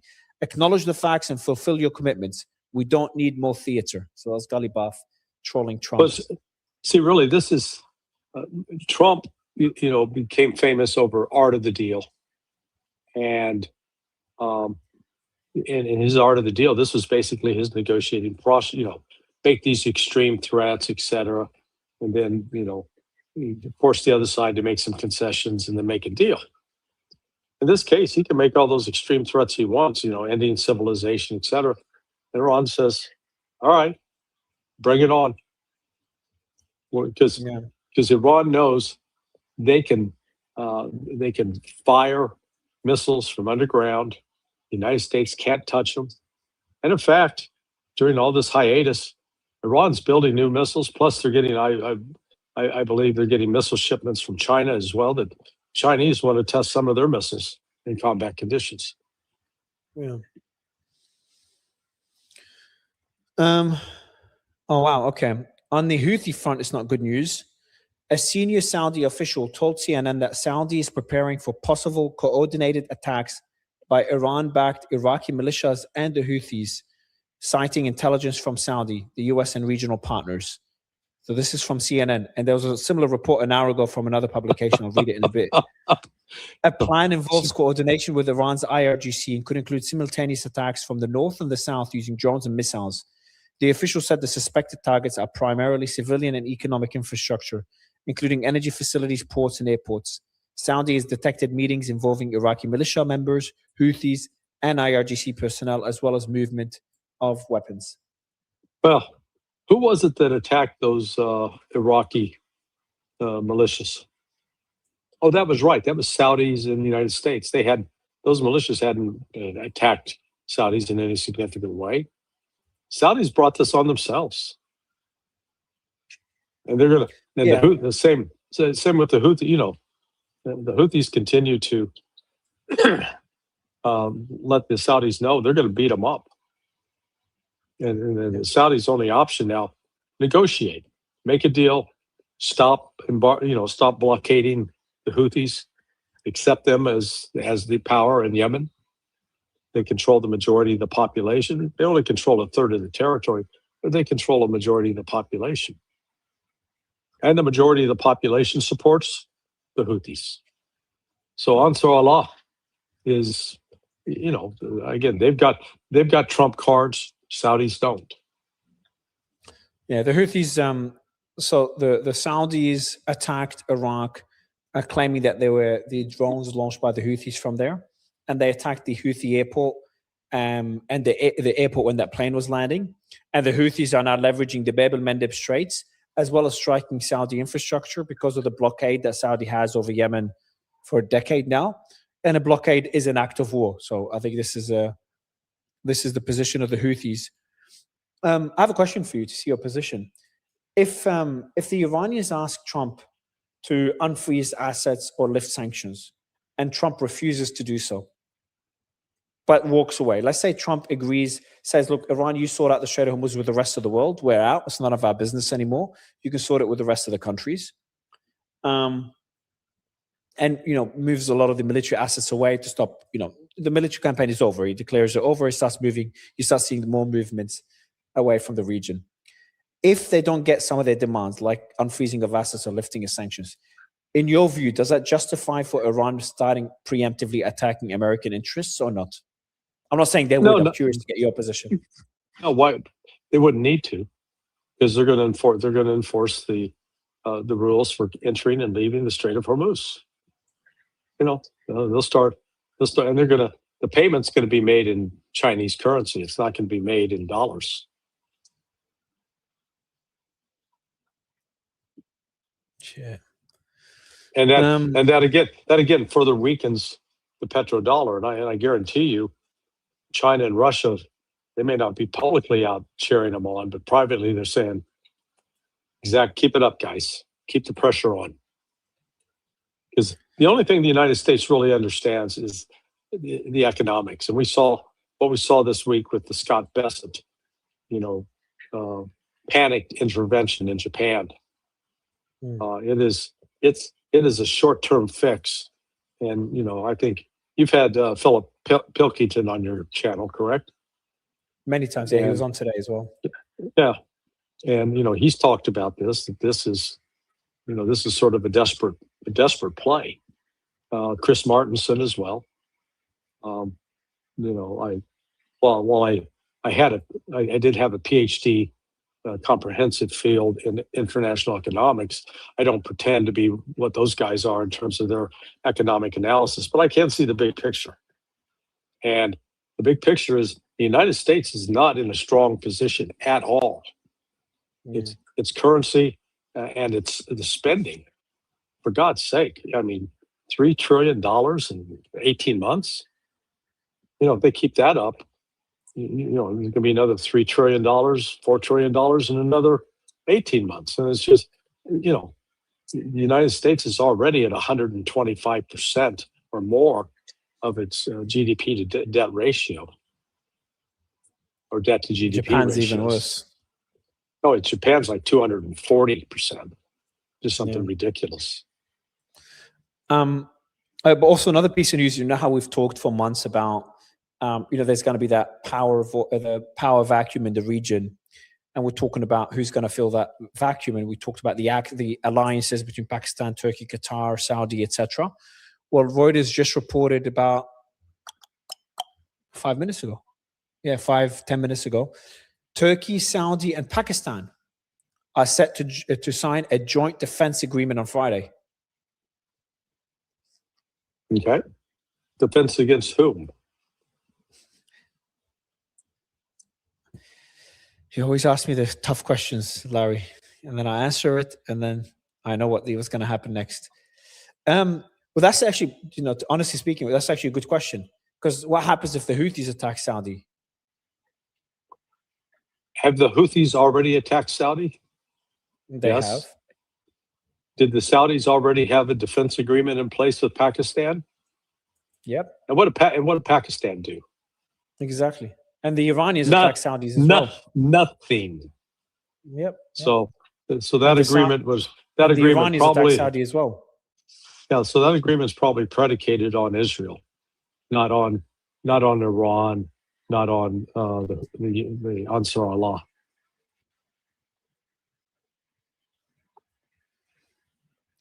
It's tricky. All right. So we've cleared the new deal, the new position of the Iranians, or the reports on the deal. There's been multiple reports throughout the day. There is a deal. There isn't a deal. Northern corridor, southern corridor, middle corridor. What the fee would be, Iran stopping the ships, the law they're passing to stop ships.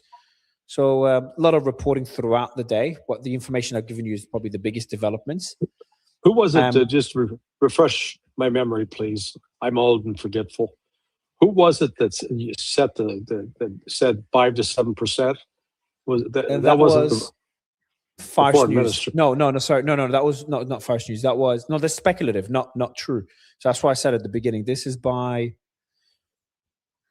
I think it's Reuters. I think, yeah, Reuters, according to Reuters. Yeah, so really, until we hear from the Iranians themselves, what they're actually thinking, I wouldn't put a lot of confidence in Reuters. Reuters has a tendency to be a bit of a propaganda outlet for the West. And also, even if it's true, remember the Iranian screen, Trump, that's a Trump strategy. He talks about, takes an extreme stance, like we're going to wipe out a civilization, a regime change, or control the street. He just says outlandish things. But obviously, when it comes to reality, settles for something a lot less, common negotiating tactics. So as you said earlier, the Iranians could be mentioning 5 to 7%, might have even started at a higher number, but except 1%, 2%, 3%. I don't know. But I would say that is a pretty significant number. And the report also says Oman is counter-offering 3%. But all these are crazy numbers. Like this, just to be clear for the audience, this deal is complete capitulation for the US. That is I called the MOU capitulation, but the MOU people were debating whether it would include fees or not, because the MOU didn't mention fees, but left it open. Now, looking at the strikes happened, the deal got worse. Actually, Chris Martenson, he did an interesting tweet. He quote tweeted me. Yes, let me find it. It's actually an interesting one. Let me see if I find it quickly for you. Chris Martenson, who's a regular on the show, just for the audience. There it is. That was a very good tweet. I retweeted it. Can you show this one on the screen, Lisa? I think Larry and the audience would like it. So he goes, Iran, we're going to charge $1 a barrel transit fee. That's between 1% and 2%. Trump, that's outrageous. Here are some bombs instead. Iran, the fees have now increased to 5 to 7%. Trump, probably. Deal. So, which sums up really what happened. Because, yeah, this is true, actually. At the beginning, the discussion was about 1 to 2%. That's the tweet there. Click on the Chris tweet. You click on it. Maybe you should expand it. Oh, it's already clicked. Just expand it. Just so I don't know if you can actually maximize. But, yeah, this is the... There it is. Yeah. Everyone, we're going to charge $1 a barrel. Trump was like, that's fucking outrageous. Everyone's like, okay, we're going to bomb you. And then everyone's like, all right, it's now 5 to 7%. Trump was like, great deal. Great deal. Yeah. Such a deal. Yeah, I mean, look, it as with any sort of conflict where you try to use military power, as Clausewitz maintained, war is just an extension of politics. You've also got to deal with the politics. The Trump administration has been obsessed thinking it can just use military power to coerce without dealing with the politics. And Iran's making it very clear, no, you're going to have to deal with the politics side. And that means you got to recognize that Iranian demands, they're under no pressure to make concessions. Yeah. So I saw a commentary earlier today by Mike Pompeo, and Pompeo said, Iran's been at war with the United States for 47 years. No, he's right. No. I'm joking. Yeah, Not a good time to poke you. But no, you can poke away, my friend. But no, I got to time it properly. It's a skill. The reality is, it's been the United States that's been at war with Iran for 47 years. As we've talked before, it was the United States that provided Iraq with the chemical weapons that were, or the precursors used to make chemical weapons, and intelligence used to attack. I mean, it's the United States is actually sponsoring a terrorist group that's carrying out attacks against civilian targets in Iran. Iran's support to Hamas and Hezbollah, they've been targeted primarily at military targets, not at civilian targets. You say Hamas and Hezbollah? Correct. Hamas, other than October 7th. Yeah. Yeah. Well, even on October 7th, most of the targets that were attacked were military targets or kibbutzim that were in bed with the military. They weren't just some civilian. But they did go also. Some members did go to homes and that concert and stuff. So they went to the concert, and then did the Israelis cross the line where they started indiscriminately hitting automobiles with missiles just because they believed, because a lot of the casualties of the Israelis suffered were caused by their own government. Yeah, I know these reports. I haven't done a deep dive into it, but I do. My position on that case with Hamas. Now, I understand Hamas as a resistance group, etc., because of how Gaza is a very, very logical argument. But like on October 7th, Hamas definitely they attacked military targets, but they also attacked homes and they attacked a concert. And I've seen the videos of them just killing civilians, shooting them on the streets. Yeah, but it pales in comparison to what Israel's done to their civilians.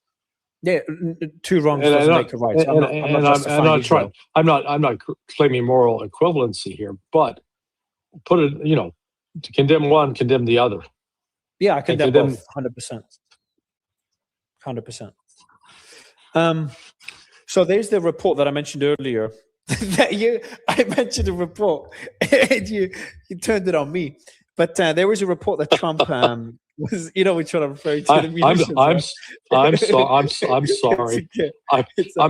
I'm a curmudgeon. I'm a curmudgeon. So there's a report by CNN citing 16 U.S. officials, including at least one White House official, that Trump is becoming frustrated with. No, that's the media coverage one. There's, which one? Oh, there it is.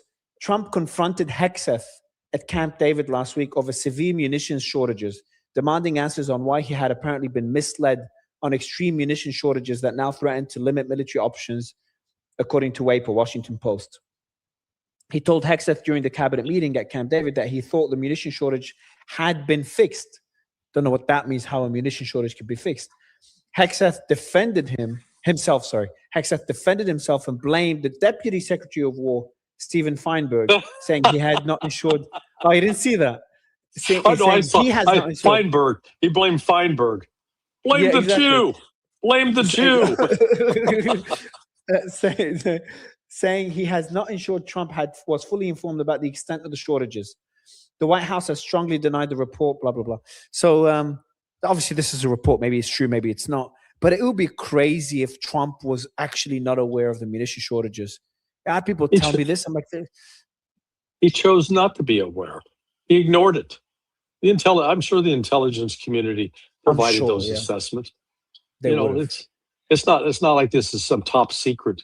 They're claiming this is top secret. Look, all I did was look at open source information, including what the Congress appropriated to the Department of Defense to purchase a lot of these weapons. And going back in history, you can figure out how many they were building. Yeah. And then all you have to do is say, let's get an estimate of how many they used. And we're told they used at least 805, 850 Tomahawks in just the first 5 weeks of the war. Did you see also the response Trump has posted that he said the U.S. has a massive amounts of munitions, especially certain types, additionally large amounts, blah, blah, blah. The leakers of these treasonous statements about the low munitions are being hunted down. Long-term jail sentences will be sought. They're coming after you, Larry. Well, with no access to classified information, that'll be interesting. I can read congressional reports and appropriations to the Department of Defense going back, 11 years, 12 years. This is, and for Trump to call it treason, telling him facts is treasonous. Think about there's no logic in that. And so now he wants to know why people misinformed him. Yeah, because if they informed him, he'd accuse them of treason. No. He's accusing people that leak it to the press as treasonous.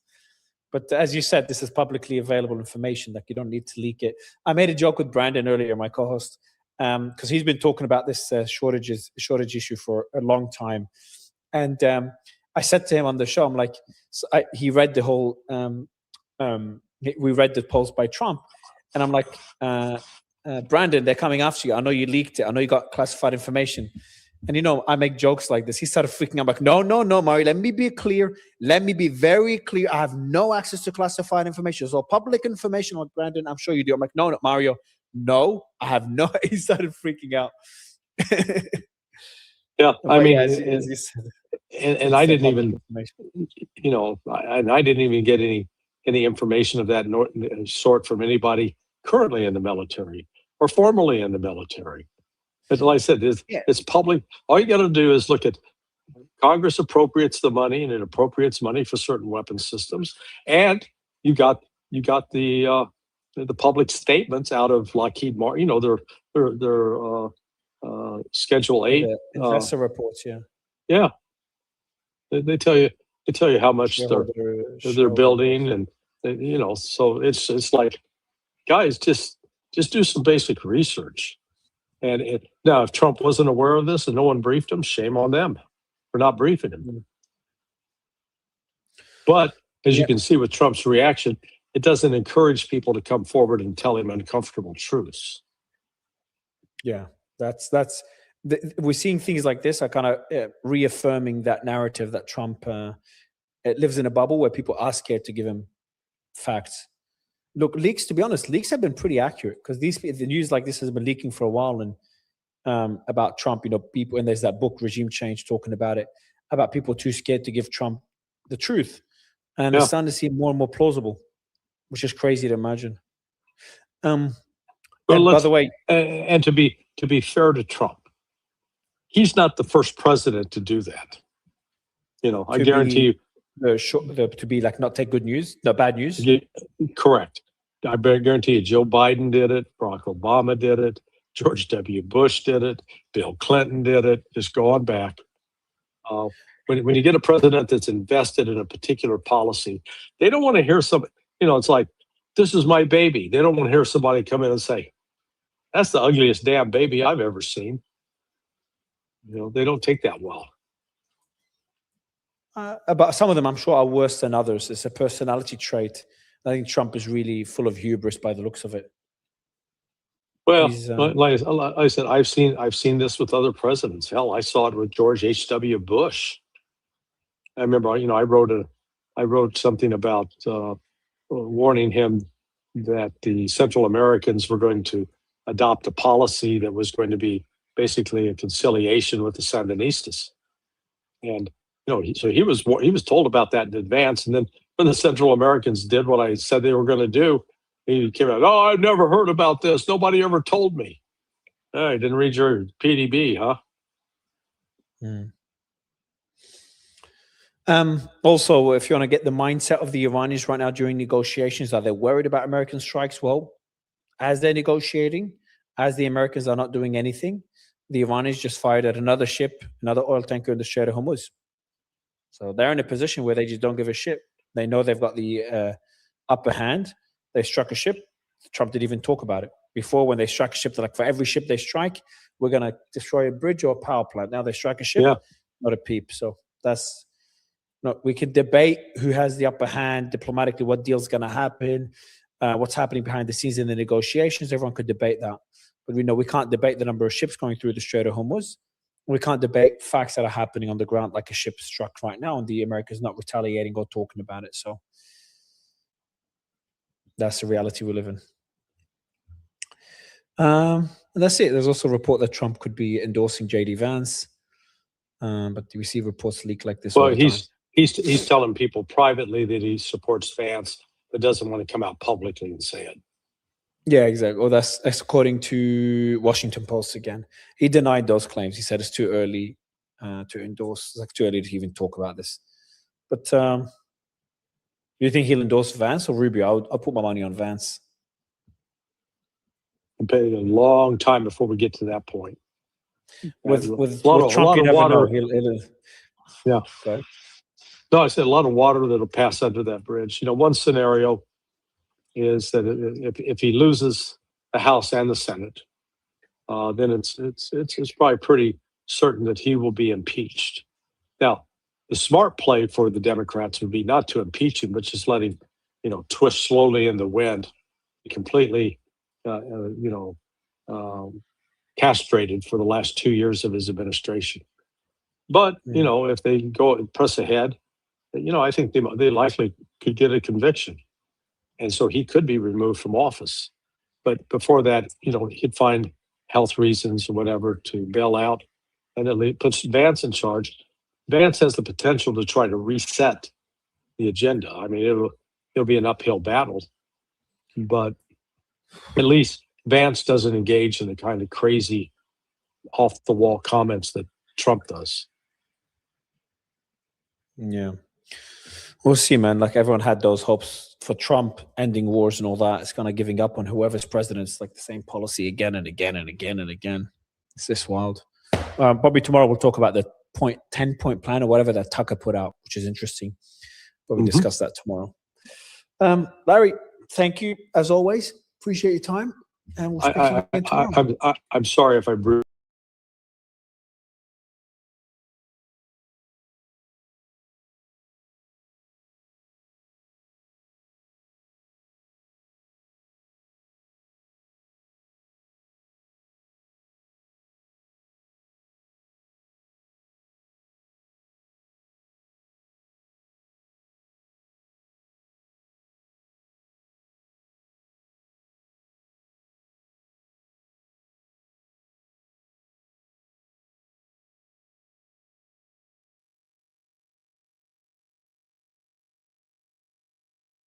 Peace. They're looking for power.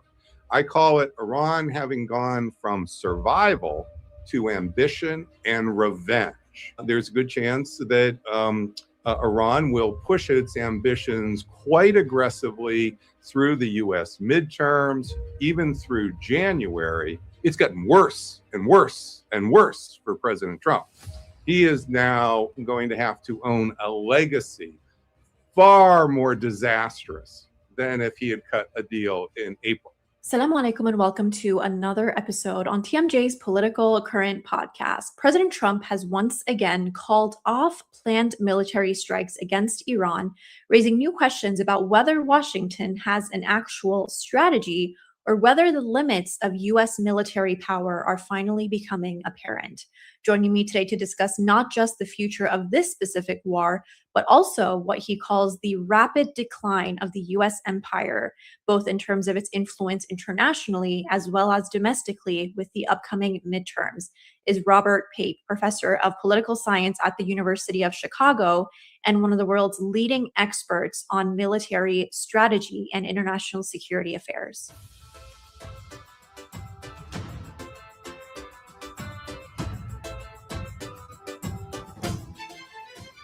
Professor Pape, thank you so much for joining me again on TMJ News. Good to have you on and welcome. Thank you very much for having me. Of course. And, we are once again back into the negotiations phase, apparently, of the war. We know Trump has once again canceled planned strikes on Iran, something he's done several times before. And as we know, not just intelligence coming out now, but intelligence that we had even prior to the US and Israel starting this war was pointing to this reality that military strikes, especially if they were to drag on, are highly unlikely to force Iran into a surrender, and let alone surrender, but it seems like now it's not even going to lead to them backing down from any of their critical demands.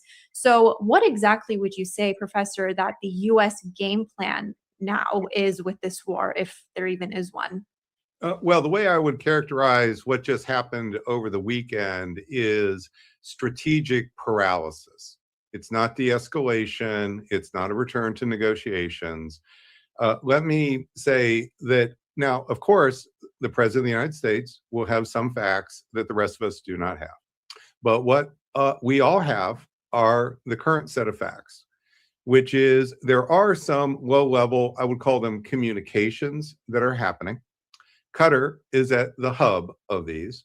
And as best we can tell, these communications at most are transmitting the current draft plans that Iran is working out with Oman for the administration of the Straits. We have some details on what that current draft looks like. I think that what you are seeing in the discussions between Iran and Oman are the discussions that Iran is heading toward for the end of the 60-day MOU timeline. So realize the MOU we don't think is enforced, but Iran has actually been following this timeline in some ways. And the key thing to know is that the 60 days is supposed to end on August 17th. And in Article 5 of that MOU, the 60 days is important because Iran promised not to charge fees for 60 days only. The word only is in Article 5. And then the sentence later is that Iran will work out with Oman the administration of the Strait of Hormuz. And so that appears to be what is happening. So what you are seeing with President Trump is he was promising an air campaign. It was going to be the biggest since World War II, he says, and let's leave aside whether that's really true or not. I know quite a bit about the sizes of air campaigns here. I've been studying for 35 years here, but let's leave that aside. President Trump then at the last minute decided not to go forward. And in fact, there doesn't appear to be any orders given to, say, our B-1 bombers to get into the air, things like that, the actual movement of forces. Now, what I think you're seeing when he canceled this is strategic paralysis. This is recognition by the White House, probably President Trump himself, that the air campaign, air power, has failed. Think of us as on the Titanic heading to the world crisis as the iceberg. And with the drawdown of the oil inventories, the increased now imports by China, the closures or the tankers that are now turning around rather than go through the Red Sea choke points, what you are seeing is the disappearance of the buffers that have prevented the price changes from becoming actual shortages. Well, those shortages now we're actually hitting the outer edge of the iceberg. We're actually hitting it. We haven't smashed it all together. We haven't sunk the Titanic, but we're actually starting to hit it. And and it's on schedule. So this is on a schedule. I've been publishing this on the escalation trap for several months now. And what you are seeing is that Iran entered, as I was saying it would on June 15th in this big post I made, its period of maximum leverage. And that leverage is when the oil inventories are running down. Now, also, then what I said on this is June 15th is Iran's this wouldn't just be a stable state. This is when you should expect the Red Sea front, that Iran would start to shut down the Red Sea front. Now, it's done this with the Houthis. Of course, there's some back and forth here with, of course, the Saudis. But the bottom line is that is, in fact, happening on schedule, you see. So even though Washington is now in a state of strategic paralysis, the other actors are not paralyzed. And you are in what I call the spiral phase of the escalation trap, where the war is escalating both horizontally, widening, more and more actors coming in, and also vertically. And it's happening in a spiral way, which is a more chaotic way. So this is a spiral phase that's not fully under the control of any of these actors, because each of the key actors can initiate the use of force for whatever they think reason they should do it. That's the United States can initiate, Iran can initiate, Israel can initiate, although it hasn't lately, Hezbollah, although it hasn't lately, the Houthis, although it has, and also the Saudis, and Saudis have, and also the Iranian proxies in Iraq. And also, by the way, there are lots of subgroups here, say in Syria, that we're not even paying attention to. And what you are witnessing is this is all happening. The spiral phase is happening as the oil, as the world is heading closer and closer to, and now we're actually in the beginning of this economic crisis. In the last 7 days outside my home here in Chicago, the price of gas has gone up 10% in just 7 days. And there's no reason to think this is topping out anytime soon, because we don't have more oil inventories to pour on. There's now refinery crisis beginning around the world. And what is Iran doing during this period? They're not looking for peace. They're not looking for a way out. Now, Trump, I think, is looking for a way out. Iran's not looking for peace. They're looking for power. I call it Iran having gone from survival to ambition and revenge.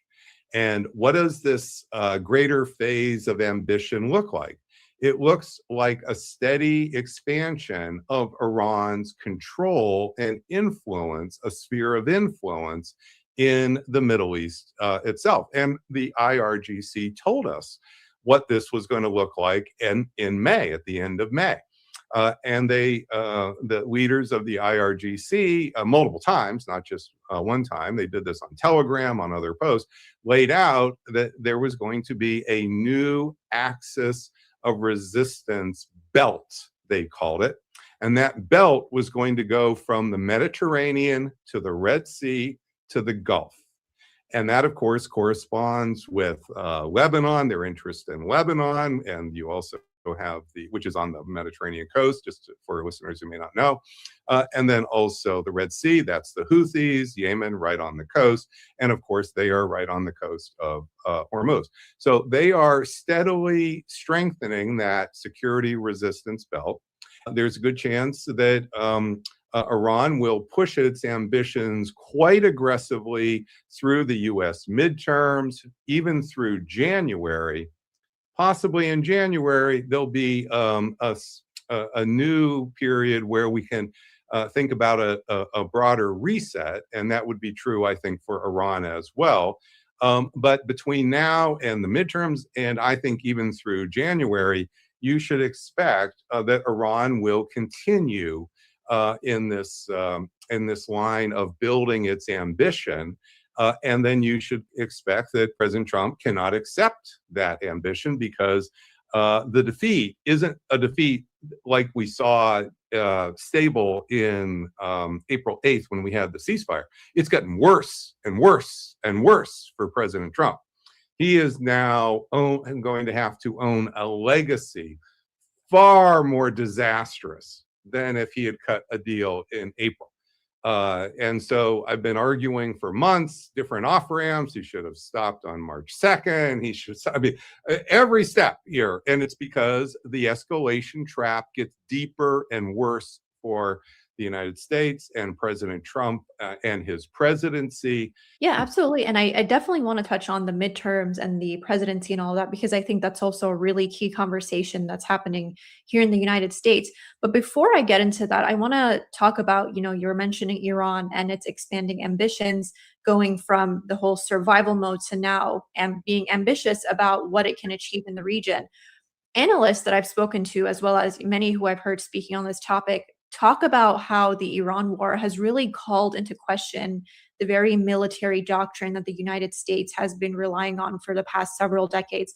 I believe you have also spoken about how for the past 35 years, the US has been furthering this idea of being the strongest military in the world, using precision strikes and air superiority, and this idea of rapid victory over all of its adversaries. But that's something that, just witnessing the reality of this war, has failed miserably with Iran this time around. What do you believe, Professor, that this very fact right now means for the US empire in its current state? It means the end of US hegemony as we know it. Last week, I published a very lengthy 4,000-word piece in Foreign Affairs called The New Rules of Global Power. This really develops this at great and at length to really understand what's happening in a bigger picture. And so just to unpack this a bit here. So it's important to understand that the United States has had a strong military, of course, since World War II. But in 1991, with the first Gulf War, that was really the beginning of U.S. unipolar power, unipolarity. It wasn't just the end of the Cold War, which then took the Soviet Union back off the map for a while. And now it was a demonstration in 1991, in that 91 Gulf War, of unbelievable power by the United States that shocked the world and made the United States the undisputed military hegemon in the world. And what do I mean by that? In 1991, Saddam Hussein, leader of Iraq, which had big puddle of oil, 10% of oil of reserves are in Iraq, conquered Kuwait, another big oil country, and then threatened to take the oil fields in Saudi Arabia, which were only about 75 miles south of Kuwait. They're not very far away. And Iraq had the fourth largest military in the world. They put in 42 divisions. This is over 300,000 troops in Kuwait. And the United States launched a campaign to kick Iraq out. Well, that's a campaign that we need to understand. Before the campaign began, we took 10,000 body bags, the United States, to the region because we were expecting something. We knew we had more technology, but it hadn't been demonstrated even to the Americans. And what happened is we ended up kicking Saddam Hussein and that giant army out of Kuwait with a 39-day air campaign, a 4-day ground war, and the loss of only, and I hate to say only when you're talking about dead people, but only 147 U.S. troops. 147, not 10,000. That came with stealth fighters. That came with satellite. That came with the precision revolution. And that was a stunning event, not just for Saddam Hussein, but it literally defined the unipolar moment for decades. So that idea of the hegemony stayed really for quite some time. Now, what's happened with the Iran war is for the first time, and this is 35 years later, we have the bookend. We have the end now for real of the American unipolar moment. It is now over. You can also call it the end of the American empire or the end of American hegemony. Now, as American hegemony has declined, and now it's quite clear it's declined, this has created in the Middle East a power vacuum. A power vacuum. Because America used to be the #1 top dog in power in the region. It's taken out multiple pegs at this point. Well, that leaves a power vacuum. Iran is filling that power vacuum, but so too are other actors. And this will happen likely even more in the coming months because power vacuums don't like to stay in a vacuum. Power rivalries fill the power vacuum. And that's how, when empires end, that's how you get a lot of chaos. And there's history, we have case after case of this in world history. Well, that's what's occurring here. So this is bigger than than another forever war. This has much bigger implications. It has big implications for the region of the Middle East. It has big implications for Asia. It has big implications for Russia and Ukraine. What's happened in the 35 years since is globalization itself has undermined American unipolarity because the technology that used to be precision, the technology that used to be GPS, well, this is now on all of our phones. This phone, which by the way, I have a 5-year-old phone, okay? This 5-year-old phone is more powerful than an IBM 360 mainframe that was a whole floor of a building in 1965. This one phone. And just think about how this has spread. And so the Shahed 136 drone, this is this famous drone. Iran has many thousands of them. They can produce them cheaply. They fly in swarms. So if you knock down 70, 80%, you haven't done nothing. You haven't stopped and defended the target. What these are basically the components from these phones. This is not a temporary phenomenon. This is going to establish new rules of global power for years to come. It's going to spread. The thing, when I just gave a big briefing on my Substack here where I showed not just the phone, but I showed some of the things that are coming in the next 5 years as AI improves all these phones. This is about to become obsolete by a factor of 10. In just a few years, I'm going to have to get a new phone. And so what you are seeing, though, is this is now a second precision revolution, which is far more, you could even call it democratic. It's not just the province of the United States and a handful of its rich allies. And this is going to reshape global commerce. This is going to reshape balances of power in the region. It's going to lead to power vacuums and likely power rivalries, which will slip into, we hope not, I don't want this to happen, but these are the actual seeds of violence and conflict that happen, that I've been studying for decades and decades. And so these are all well-known mechanisms for that coming conflict. So that's what we are facing here, and that's what is unfortunately going to engulf the Middle East for some time to come. Yeah, and you just spoke, very extensively about all the international global realities that we're going to be seeing coming out from this war. I want to focus as well a little bit on the domestic side of things. We were talking a little bit earlier about the midterms coming up. And interestingly, we're actually looking at two very different political calendars for the two leaders that actually initiated this war, Prime Minister Benjamin Netanyahu of Israel and President Donald Trump. In Israel, we know the elections are approaching in October, and the analysts that I've spoken to, several of them have said how this whole war for Netanyahu is about winning and being reelected. In the United States, however, that political reality is almost the opposite, where with the midterms approaching, the political incentives are really in a way where further escalation could actually carry significant domestic costs for the Trump administration. So both of these countries really that started the war are facing two very different domestic realities in the fast approaching upcoming months.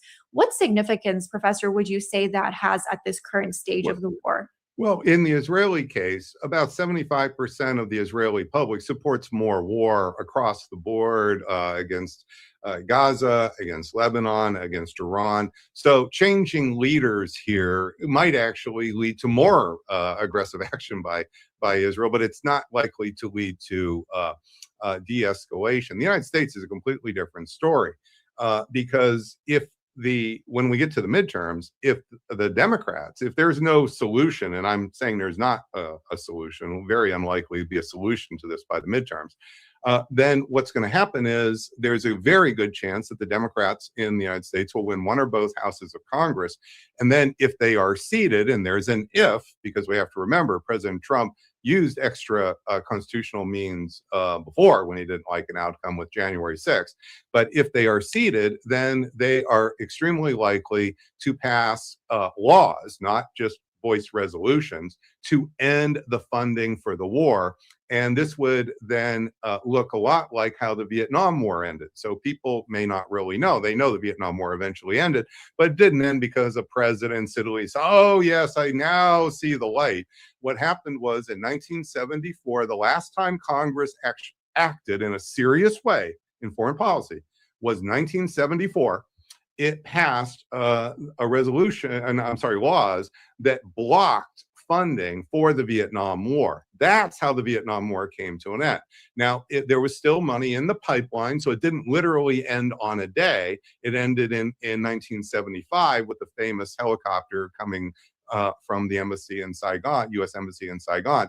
But that war that was Congress ending the war. And our U.S. Constitution gives Congress the power of the purse. It also gives Congress the power to declare war. And so this is why the midterms are going to be the most dangerous midterms in our lifetimes. I have another book coming out here in just about 6 weeks called Our Own Worst Enemies, where for 5 years I've been studying the trajectory of political violence in the United States. I call it America's era of violent populism. Well, that was before the Iran war. Now you layer on top of that the issues of the Iran war. This becomes existential here if you're in MAGA, because what happens when the Democrats win? A couple of things happen. Number one, if they end the war, this locks in the most horrible President Trump's legacy as the most horrible president here that maybe we've ever had, ever. I mean, this is an incredible, this would lock in, you see, that outcome for President Trump. But then also MAGA's domestic agenda, and I'm not trying to defend all these, but I'm just trying to analyze. the domestic agenda for MAGA, the deportations and so forth, these are likely to come to a complete grinding halt, if not be reversed here, even though President Trump may still be technically in office. And on top of that, third point is that come January, if the new Congress is seated and the Democrats win, and President Trump is the lamest of lame ducks and has, who's going to want to campaign with President Trump for 2028 with this kind of a, so you can see right away, President Trump will become radioactive in the United States, much the way Lyndon Johnson in the Vietnam War in 1968, here when he was compelled to withdraw from running for president. Nobody wanted to be around Lyndon. Nobody's inviting Lyndon Johnson to some rallies here to help build support. And that's why Richard Nixon was able to coast into the presidency here and got reelected again in 1972. So we are coming to a true pivotal moment here. And we have already had a tremendous amount of political violence in the United States around our elections. We're now heading into the beginning of this season. And so the Iran war is going to fuel the fires that will make these the most dangerous elections in our lifetimes. Well, Professor Pape, thank you so much for joining me on TMJ once again. Kofi, follow them.